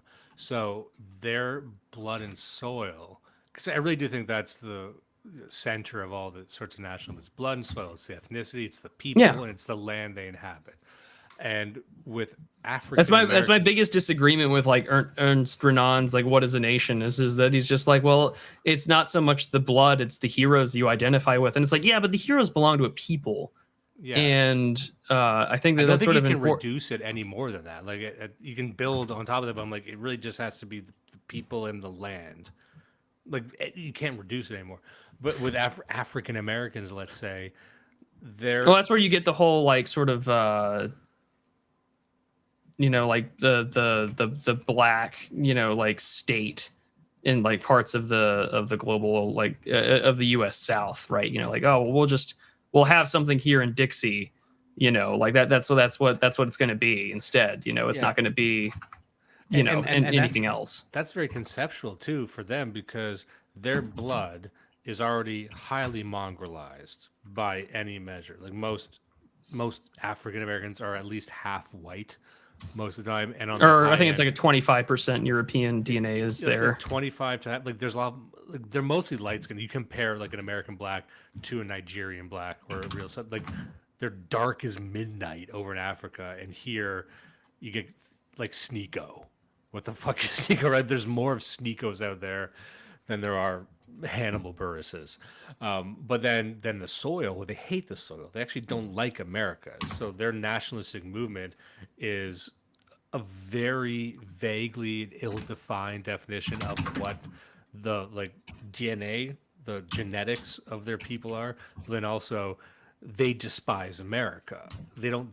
The legacy of slavery will be ever present if they remain in America, but they don't feel at home in Africa. Not really. However, they have intellectualized their nationalist movement so much that it still can compel people to action. They can still commit terroristic acts against the system they believe oppresses them and their perceived aggressors. Like it does not seem to inhibit them from collectivizing along those lines, even though it's fucking made up, even though it's a contraption, right? So it's like a very 20th century idea of blood and soil where they have neither blood nor soil to really ground either of it. Just an ideology. Geo's going off in Sneeko on Blood Sally last episode we speak. I feel like Sneeko is designed to go off on. I don't know. To me, it's baffling that anyone could like Sneeko. He's just loathsome to look at. His face is. But you're saying that as like a white person. But so is his audience just people who look like him? I can't imagine being a black person and watching Sneeko.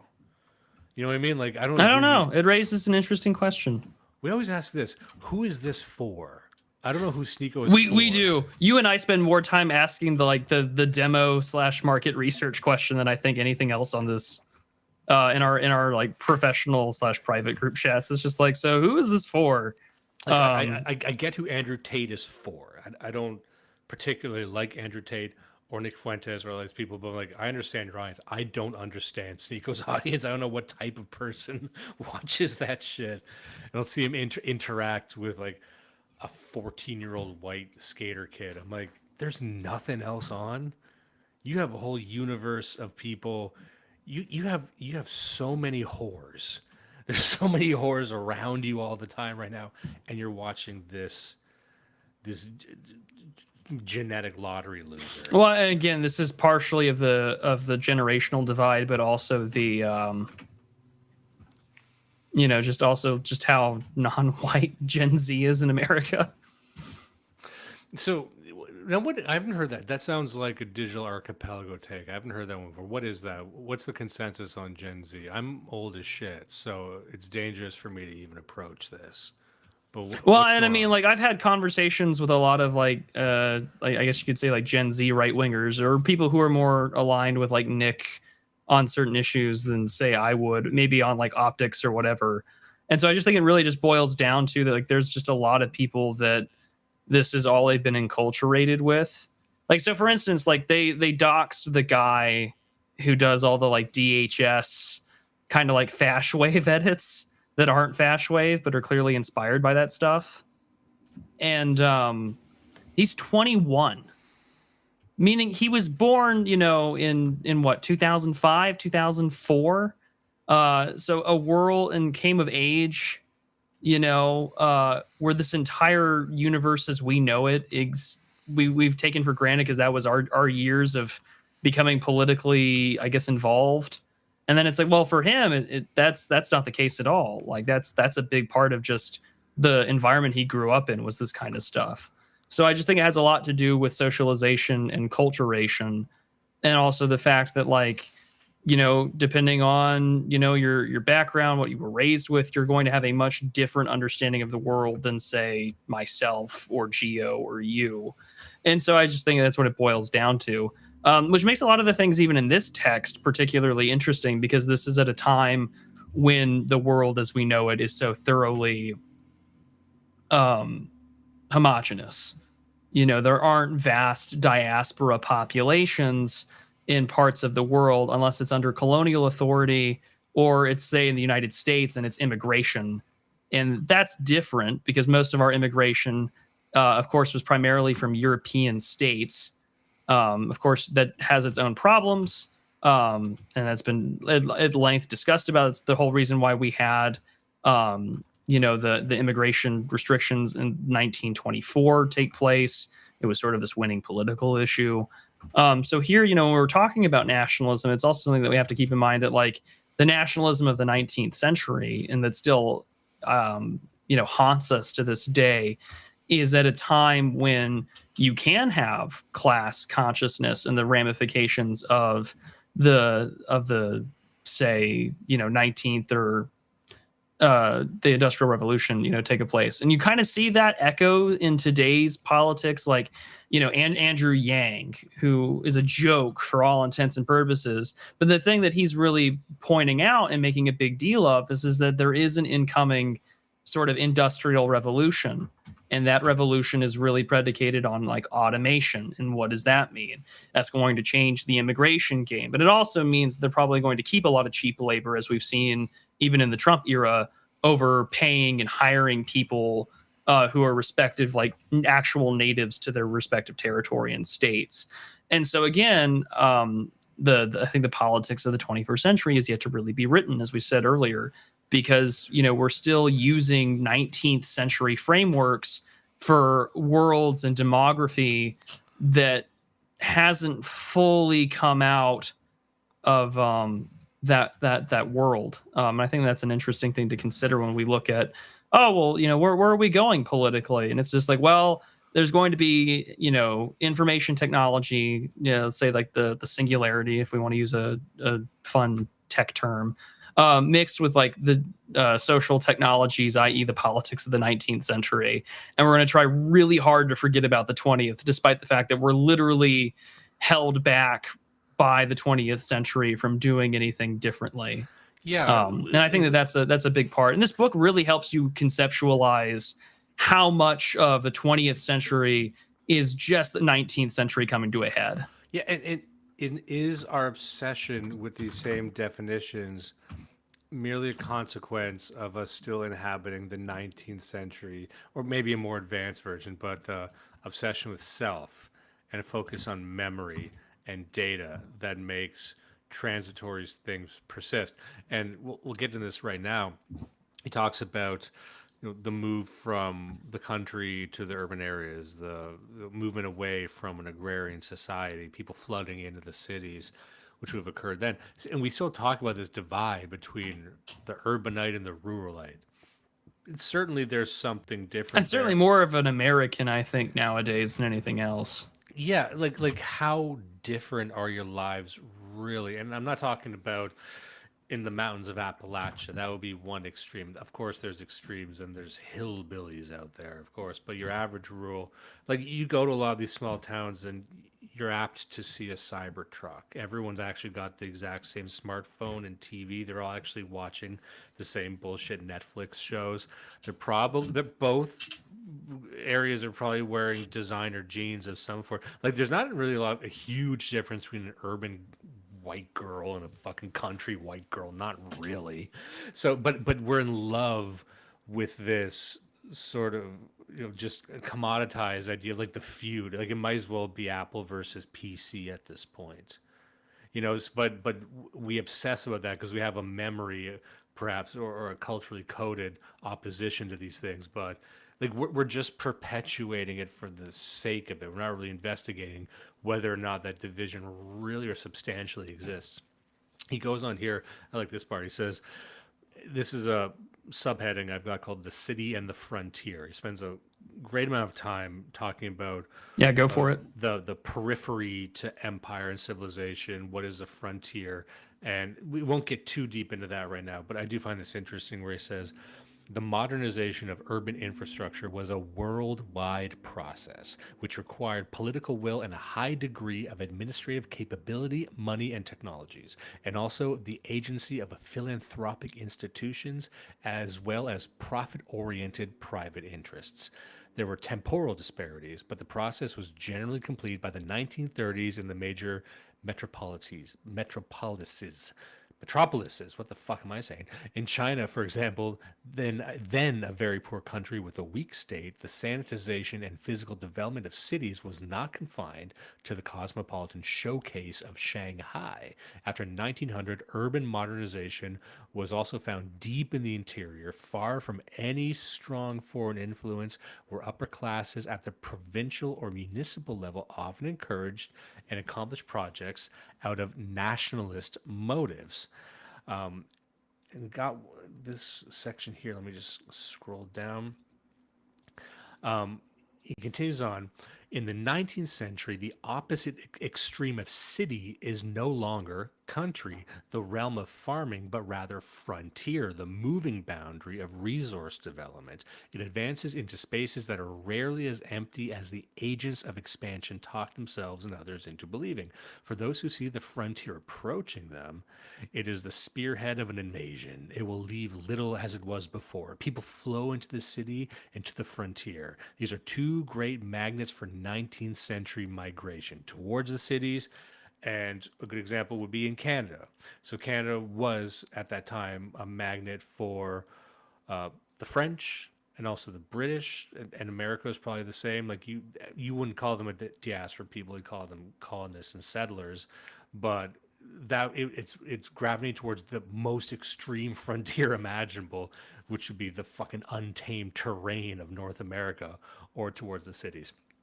He said, as spaces of boundless possibility, they attract migrants like nothing else in the age. In relation to the city, the frontier is periphery. It's in the city that frontier rule is ultimately organized, that that the weapons and instruments for its subjugation are literally forged.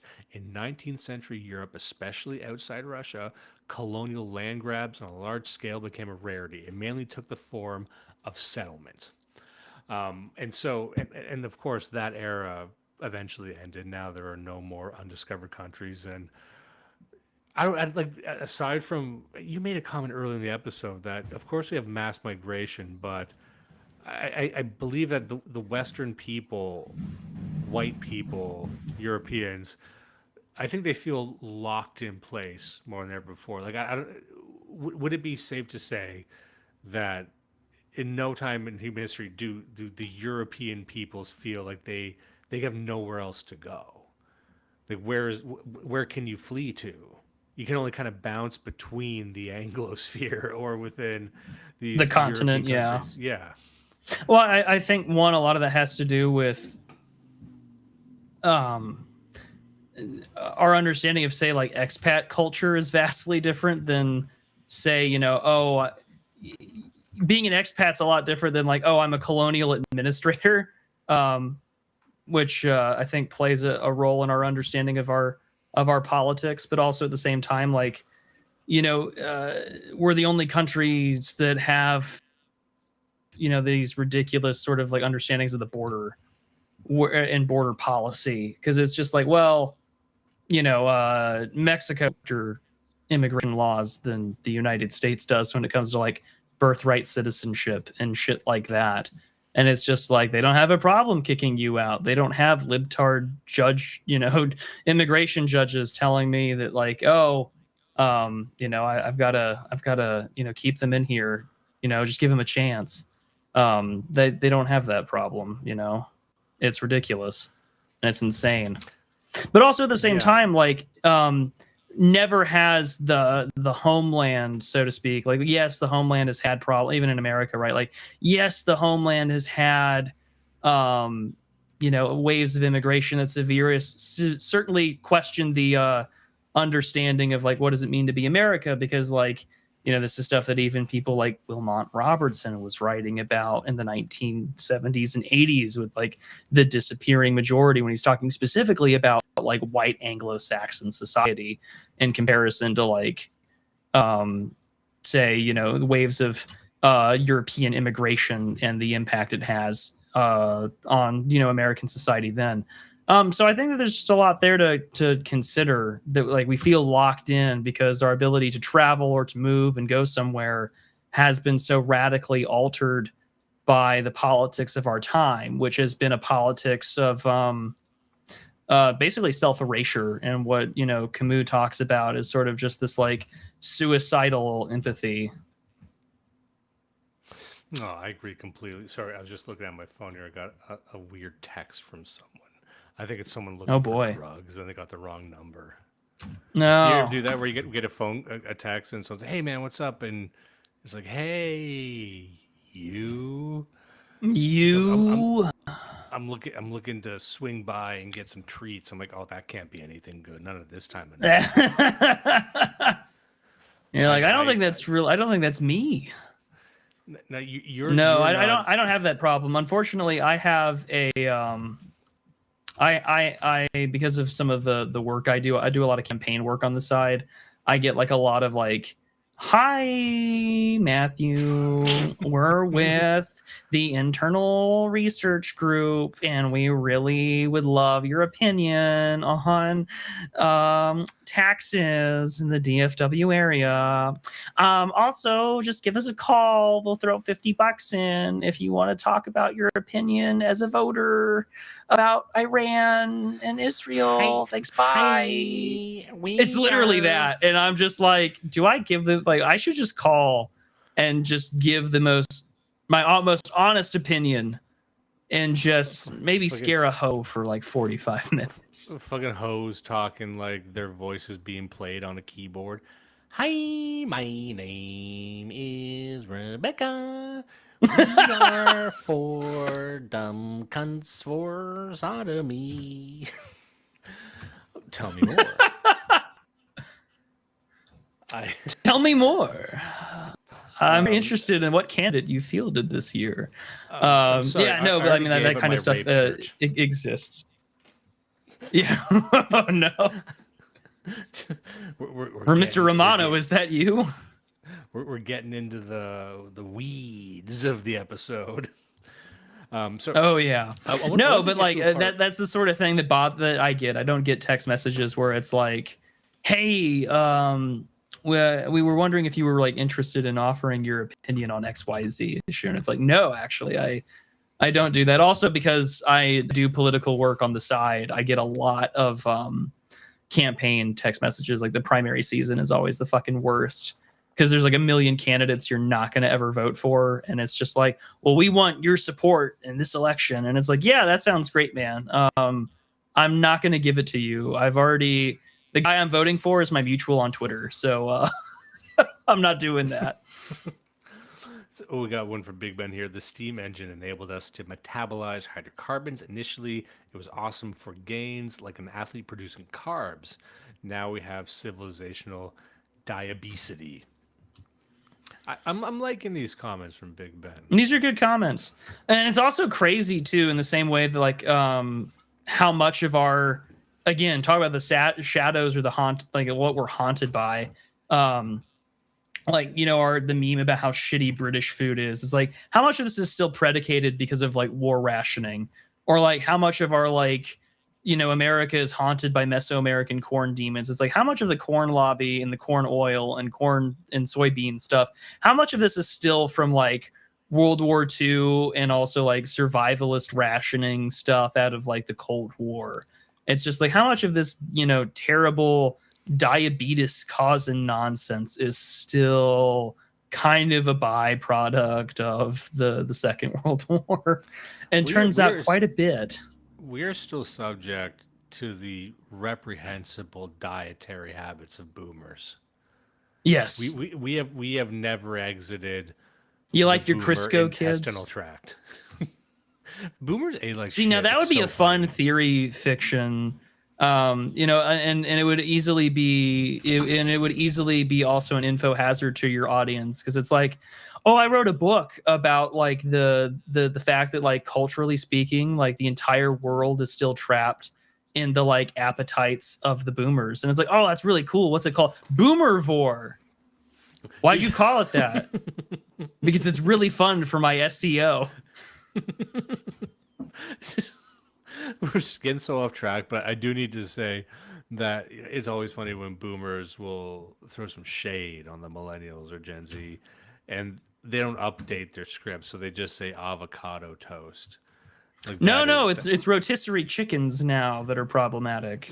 But it's like, I know you people. It's like, sir, like the rotisserie chicken is $4.97 at Walmart right now. Adjusting for inflation, I know that you would have meals of canned mayonnaised hooves, and those were actually kind of expensive for the time as well. They loved boomers loved canned food. They loved stupid canned food. They loved frozen food that didn't make any sense. They're the first generation, I'm pretty sure, to. You made Jell-O salads. I don't think you get to say anything, Look at a boomer cookbook and see if you can fight the urge to beat them to death with it.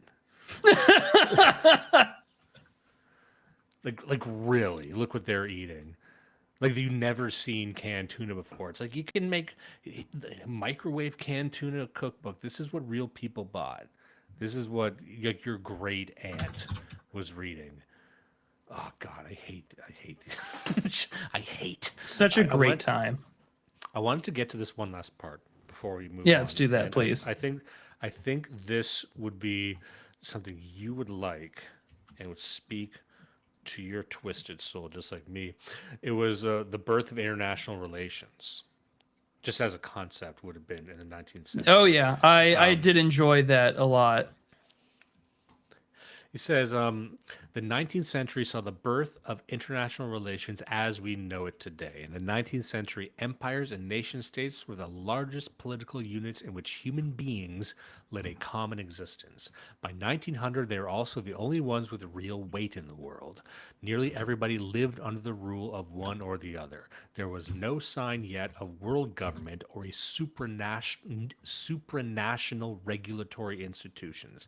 In this bewildering situation, the present essay sets itself a decidedly more modest task. It sees empire as a special type of polity and as a framework for social life and individual experience, and it simply argues that the 19th century was much more an age of empire than, as many European historians continue to believe, an age of nations and nation states. I think that's important to say. So when we had said the 19th century was important for the formation of nations or nationalism, I don't think you really see the culmination of that until the tail end of the 19th century, or that really is the 20th century, the consequence of that.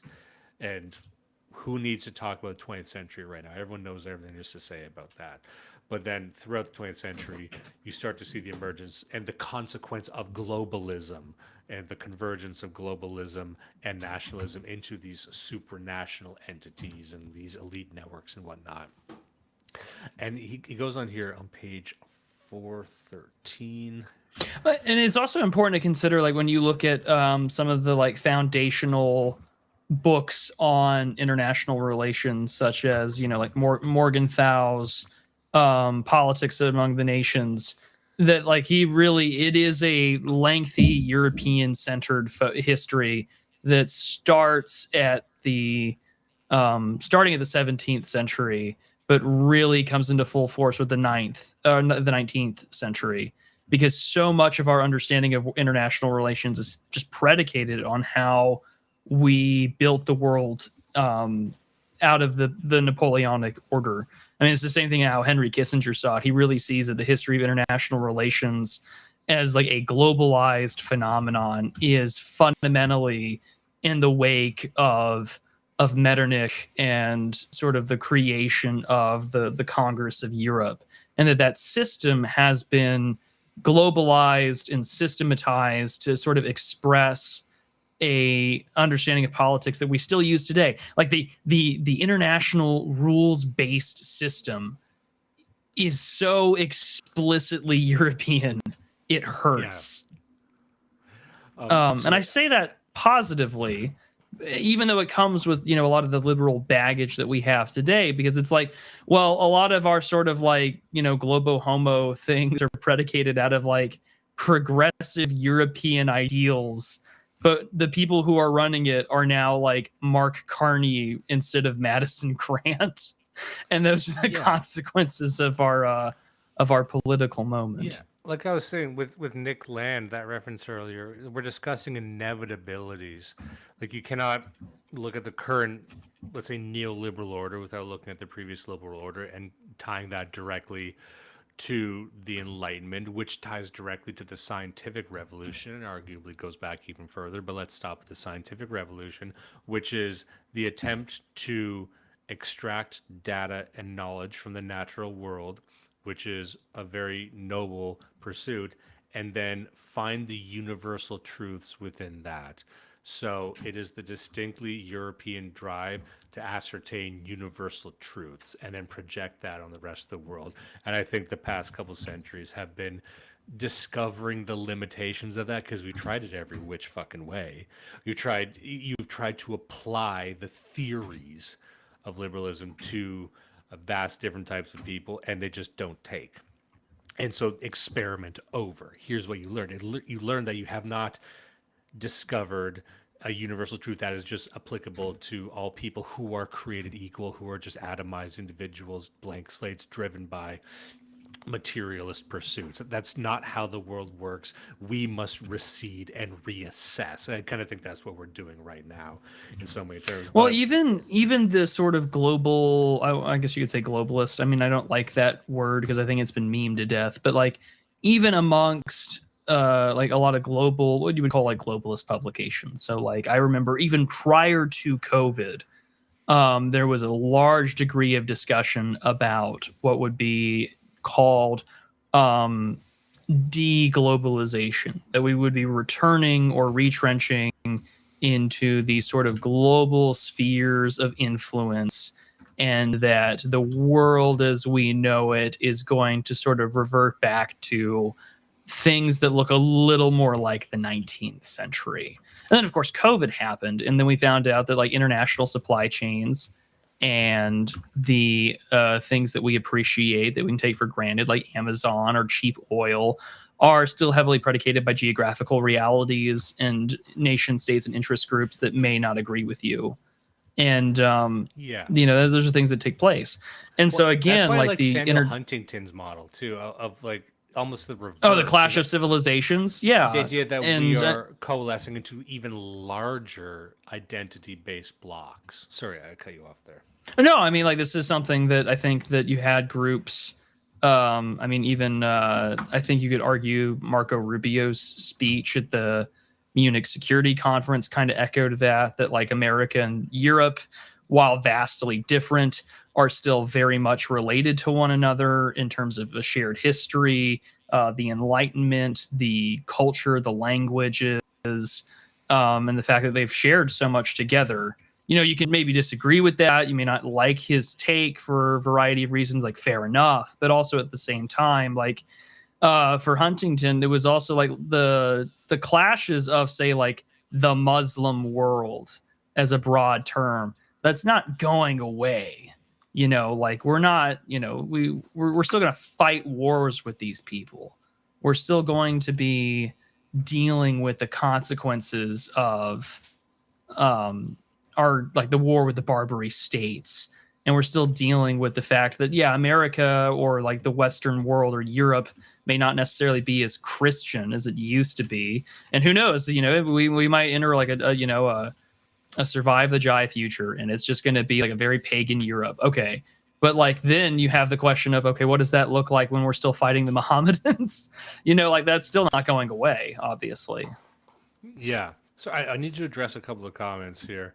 One is by one of our favorites, Sex Freakman, I was bringing up the scientific revolution. He's a great guy. I think the scientific revolution is a red herring in the sense of a cause. It's what people use to justify the changes they wanted to make anyway. So do we want to take that at face value? Well, I mean, what the scientific revolution describes was a pivot point where we can tell, just like the Enlightenment, we can prove that the Enlightenment, you can call it whatever you want, but that era of intellectual development happened between these years, and we have letters that prove it. Basically, we have the established network of how it happened. So the scientific revolution, there was a pre-scientific revolution where after that people became very interested in scientific research, dissecting things, understanding nature. And that's there was a period, a very specific period, where European adventurers became interested in the pyramids, and the people in Egypt did not give two shits about the pyramids. Something happened right around this time where they said, let's discover all that is undiscovered. Let's figure out how everything worked. And of course, you can find the precursors to that leading into it. But there was, just like the Renaissance, there was this moment where a lot of different things converged, and there was a mind revolution. And even Paul Hazard gets into this. If you look at, there's this great classic book, The Structure of Scientific Revolutions, which we covered on Blood Satellite many episodes ago. No, Thomas A. Kuhn. Yeah. Every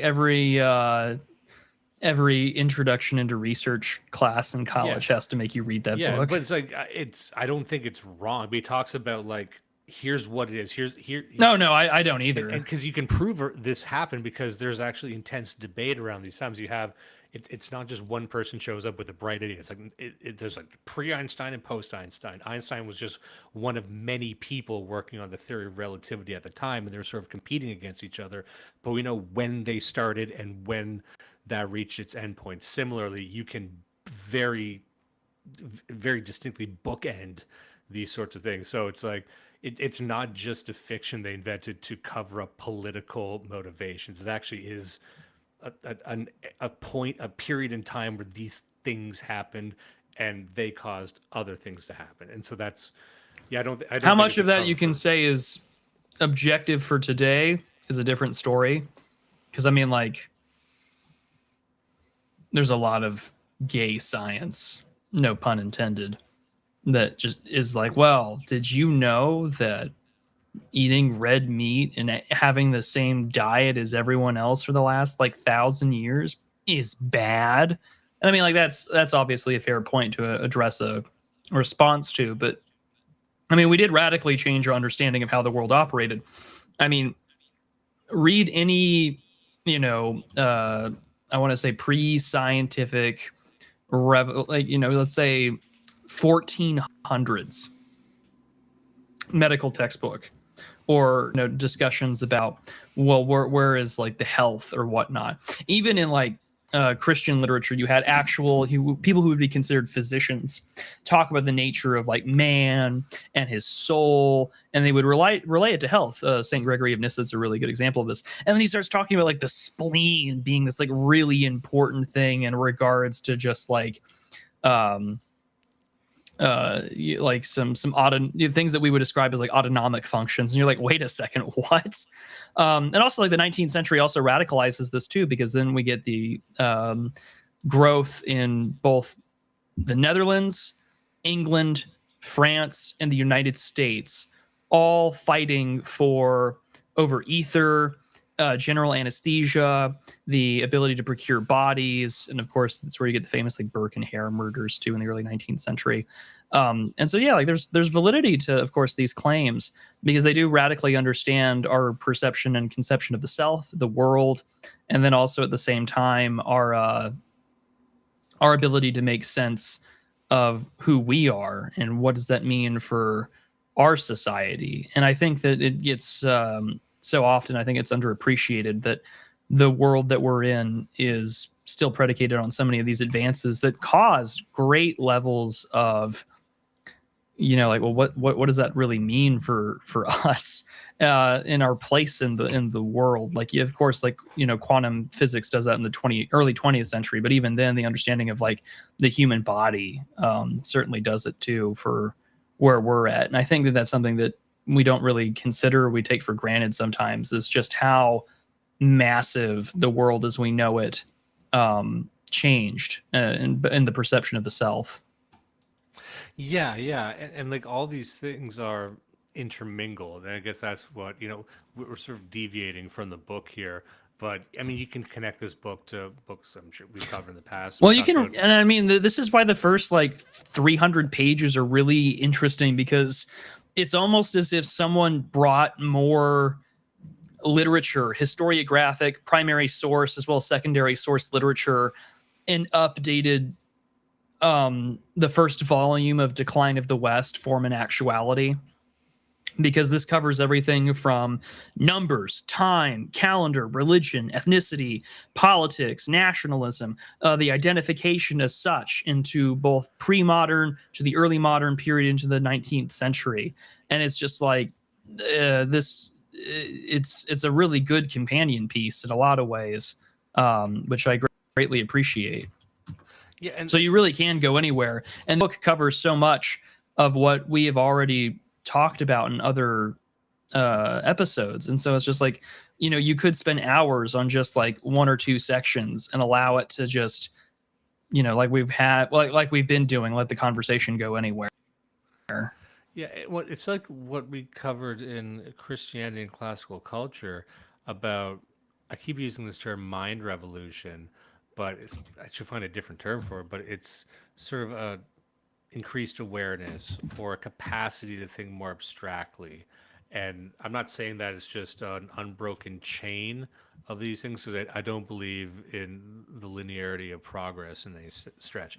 But there does seem to be these fits and starts and these demands placed upon, we place upon ourselves, and we have a deeper understanding of ourselves.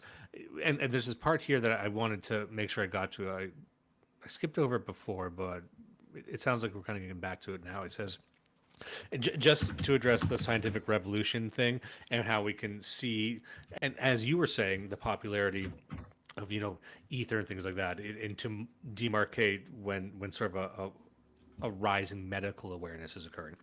He says, a bygone age lives on in revivals, archives, and myth. Today, the 19th century has vitality where its culture is staged and consumed. Its characteristic aesthetic form in Europe, the opera, is a good example of such revival. The European opera came into being around 1600 in Italy, only decades after the rise of urban music theater in southern China, which marked the beginning of a development wholly independent of European influence that would reach its peak after 1790 with what we know today as the Beijing Opera. Opera underwent globalization early on. In the mid-1800s, it had a clear radial point, Paris. Around 1830, Parisian musical history was global music history. By the 1830s, European operas were already being performed in the Ottoman Empire. Similar points might be made about dramatic theater or another typical genre of time, the novel, as a separation of the living from the dead in 19th century high culture is possible in many countries. So you start to see, like, you can tell through the spread of these art forms when they begin to become globalized, when there appears to be a center of gravity, like you said, the radial point of Paris, and that popularity of something seems to clearly spread from one area within a very well-defined, like 10 to 15 year period. And maybe you can only really start to do that within the modern age because, again, we are so obsessed with data records and accounting for information. Some of the stuff might have been lost through time, but beginning, I think, probably in the 18th century and before, but you really start seeing that we know exactly when and where these things happened. I think that's also relevant. Yeah, I agree wholeheartedly. Like, there's a certain point in time where it's like, okay, we know where this idea has an origin point. Because again, because of previous centuries, we now have a pretty detailed library or system of how like this thought process was cataloged. Or like we do know that there's like cross political contamination of ideas that maybe we didn't consider were actually in contact with one another because of modern academic discourse or whatever. But I mean, it really does kind of come to show that these revolutions did take place in a way that maybe we don't consider. And it's also something too that I thought was interesting is that so often because of say the boogeyman of colonialism, we talk about like disease, and the author spends a good chunk of change really explaining to you like this is the last point in time when you can destroy whole swaths of populations because of disease in uncontacted peoples. And the whole idea of like protecting the uncontacted doesn't really become a thing until much later, because again, there's the germ theory is only beginning to take off, and then at the same time, like this is the last point in time when like this is really going to be able to take place because now the world is so globalized. Populations that either have the ability to survive it will, and then the population becomes much more globalized. Now we start talking and we're framing ourselves in the lens of global health. And again, a lot of these things change. It's so interesting, and we'll just end on this, seeing, I'll call it the normalized reaction against globalization, because let's say that it begins in earnest in the 19th century, but I think it takes until maybe the 21st century before you start to see a true pushback against it. And that used to be the purview of conspiracy cranks, such as myself and Alex Jones and whatnot. But now that's what everyone's talking about. And that's what causes so many people on our side to distance ourselves from it, because regulars are doing it right now, right? That's not cool to talk about being against globalization. Well, and I think that's also a lot due to just like there's a media market as well. It's like, oh man, I got to get better material. No one wants to be the crow on the stand where they're getting yelled at because they have a recycled take or a normie take. But I mean, even when you read Marx himself, like the primary sources, you kind of understand and you can see there's a petty reaction, a petty reactionary take to the Industrial Revolution and globalization, because it's like, well, we can see actually the consequences of these things, and the consequences of globalization, of course, has been deracination, the flattening of the human being to just a disposable worker, and then at the same time, like we need to be going after those that are responsible, but but also requires them to attack other things that would be used as a form of social control. So for Marx, that might be religion and and other things. So I'm not saying Marx is correct about everything, but like you can see why Sam Francis is borrowing a lot from Marx when it comes to the question of the consequences of globalization, trade, international finance, and the rest. And I see why that comes up, because it's like, oh, well, now you're talking about like, well, I don't want to be like that guy. And it's like, well, that's fair. No one wants to be like the next guy. But it also at the same time, like we have to consider the fact that these issues are, they're not going away. They've been talked about for forever. It's interesting. And the consequences thereof. Correct me if I'm wrong, but Marx doesn't come up much in this book, does he? No, he surprisingly does not. Marx himself does not come up, but the revolutions of socialism do. Yeah, like I think there was a concerted effort. Marxism has his own section. It's just not as large as I thought it would be.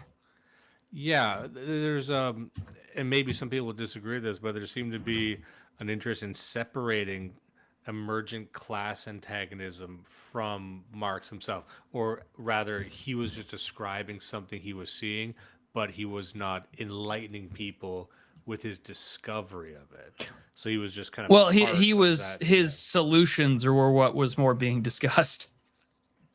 Yeah, because I remember when I read Marx, I liked Volume One more than the one written by Engels, but like him assessing what capitalism is and how it works. I think there's still some utility in that, but there was this.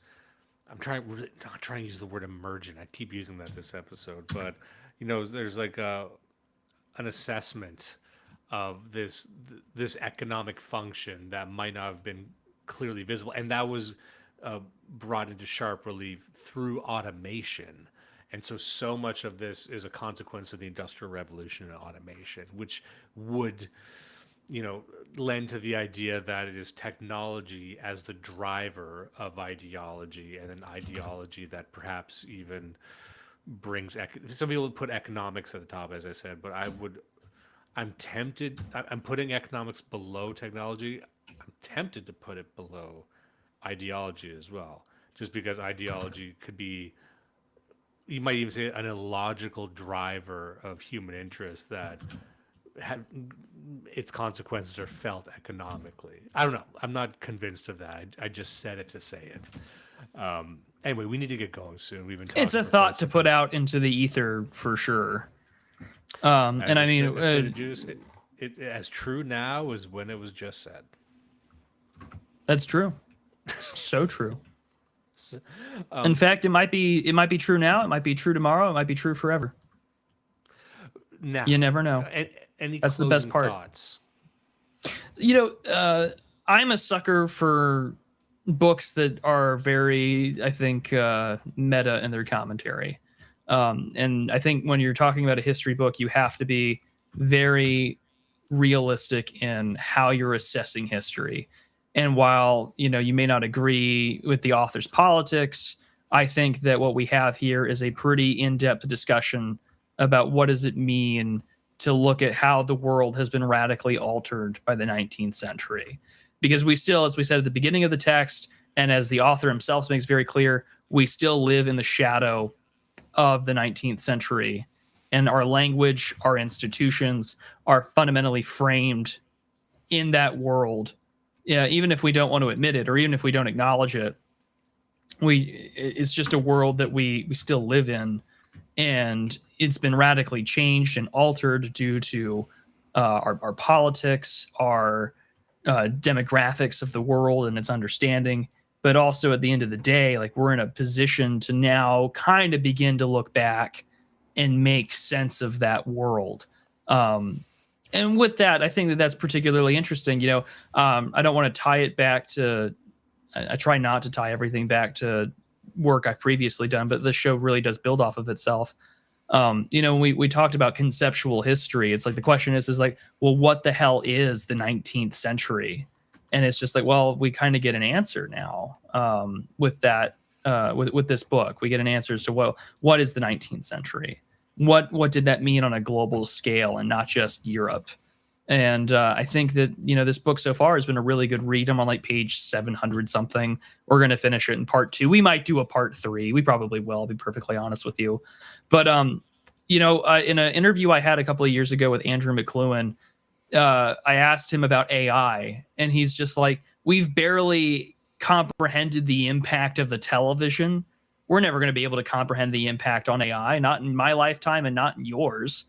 And so I think that, it's kind of prominent that we haven't, and we probably won't really comprehend the 19th century until, I think, as I had said at the beginning, the politics of the 21st are written. Yeah, I think that's what people miss about Marshall McLuhan.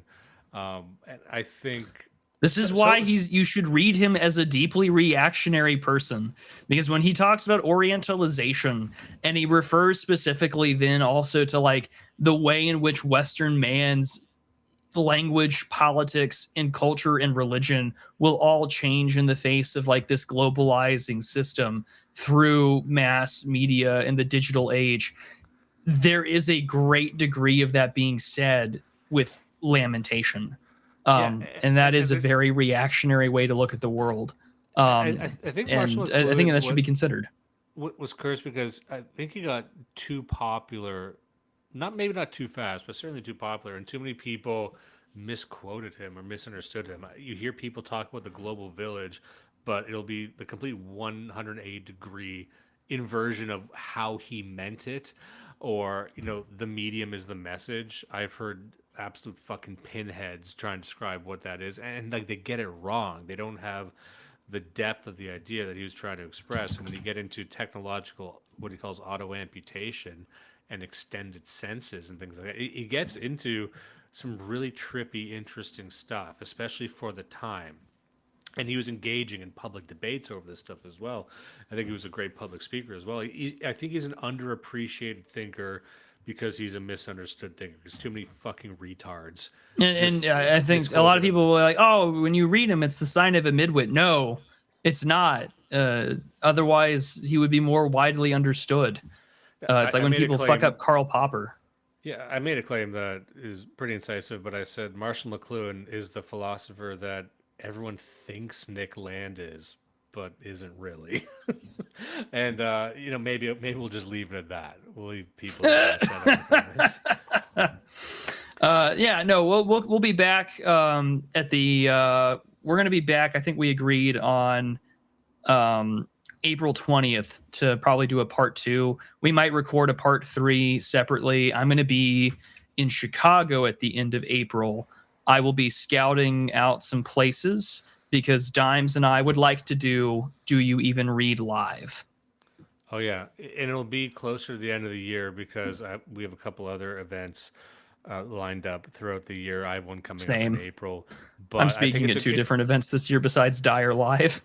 Yeah, that's the thing. Like the Dyer thing, it's like that one I hope is just going to be fun. I'm hoping it's I just want, I have no other... I have no other desire for that than just to be entertaining for you guys in person.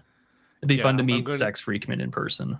Yeah, it's going to be more time spent considering how to make it fun and interesting and make it into a more engaging show. Do we want to bring other... Like, do we hand a mic to... Like, how do we capture the super chat experience? Do we encourage people to just... They throw dollar bills at us, and we talk to them. Yeah, it's going to be your super chats will be evaluated by the quality of the drinks you buy us. Someone here says Thomas 777 territory. I mean, obviously, I'm going to try and get him out. Obviously, I'm going to try and integrate him. He'll stop by. Oh, I want to pay him. I've had drinks with him. We'll make that happen. I'll pay him cold hard cash to see if he wants to fucking MC. I want to get him in the crowd.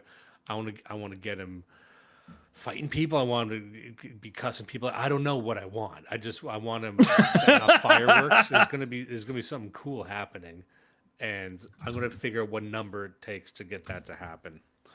Someone had said earlier in the chat, like, shots fired at Thomas 777. I had no idea what that was referring to. No, heavens, no. Yeah, I don't know. I think you said survive the. I'm like I've broken bread with the man. I don't really have anything bad to say.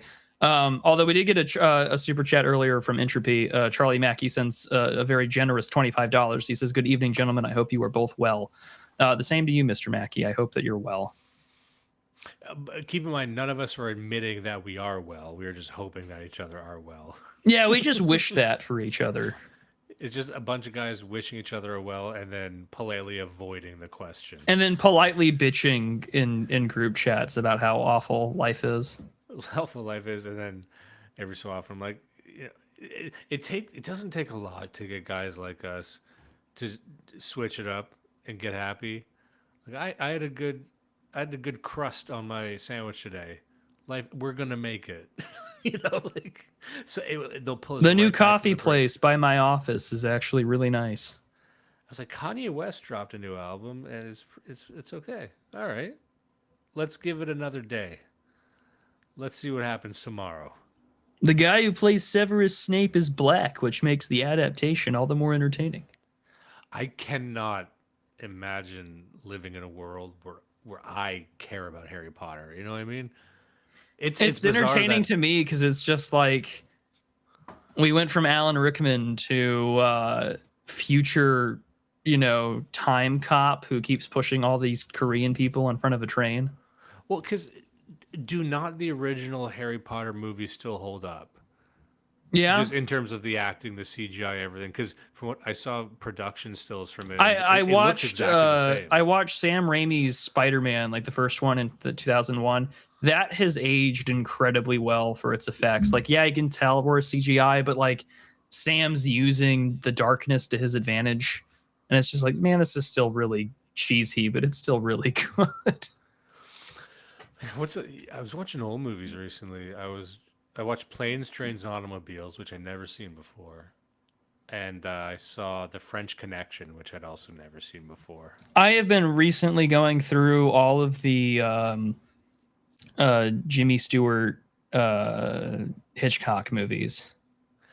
I rewatched Rear Window for the first time in years, and I forgot how fucking good it is. Honestly, I know this is kind of hack film school 101 stuff, but I remember watching North by Northwest, and a lot of the Hitchcock movies, and again, basic bitch opinion, but I'm like, this is from an era where films looked like film. And as much as I might like a recent movie, I might like something like Weapons. I might like some, name one. There's still good movies being released, but everything is so dark. Everything is washed out. Nothing pops. Everything is so dreary. And then you watch these old movies, and it's just vibrant. It's engaging. It might not look like a documentary. It might not look as real. Why would there be light at night? Everything should be dark at night. But I don't desire that. Things like these movies looked so good, and the audio was so good, and they all hold up visually way more than people's prejudice would let them believe. But yeah, I've just been like, I was watching French Connection, my normie my basic bitch film opinion is that I would happily recommend Project Hail Mary to everybody. I'm sure I'm waiting for the reactionary chud film take to tell me it's bad. No, it's good. It was great. I enjoyed it. And I also read the book beforehand, which also made it all that more enjoyable for me. But for me, Ben-Hur is getting a small theatrical re-release in theaters right now, the 1959 one with Charlton Heston. I think just because it's the Pascal season. So I'm going to go see that this week. And I'm super excited for that. I was such a square. I saw Lawrence of Arabia for the first time like last year. That movie looks like $1 million. And I looked around. I'm like, do people know how good this movie is? Do people know? Like it won. I think they invented the Academy Awards just to give them to Lawrence of Arabia. It's the dude, just these people don't fucking know. Well, this is like shot really well. This is like the acting is good. Like, what did I expect? Asshole. My God, it's like Gone with the Wind, but better. It's like I should watch Gone with the Wind. Wow. Well, the fuck? They're racist. That needs to be a genre where it's like pretentious film student stoner, but like he actually goes and sees the films he's talking about. I'd like the film stoner who's also racist and is surprised that they were racist in the past too. Whoa! Whoa! He's literally me. Well, you guys were racist too. I thought we had that. I like how this is just Bill and Ted's Excellent Adventure, except it's just like they're racist. Wow, is the past me? I thought I invented racism. Just what a cool guy to know. Lord Balfour, dude. A guy just walking around thinking he invented racism until he saw a couple of movies. I'm thinking about that stupid tweet where he's just like, guy who's only seen Boss Babies. I'm getting real Boss Baby vibes from this, and it's just like film student stoner who's only seen The Triumph of the Will. I'm getting real Lenny Riefenstahl vibes from this. All right, everyone, we'll see you next time. I'll see you next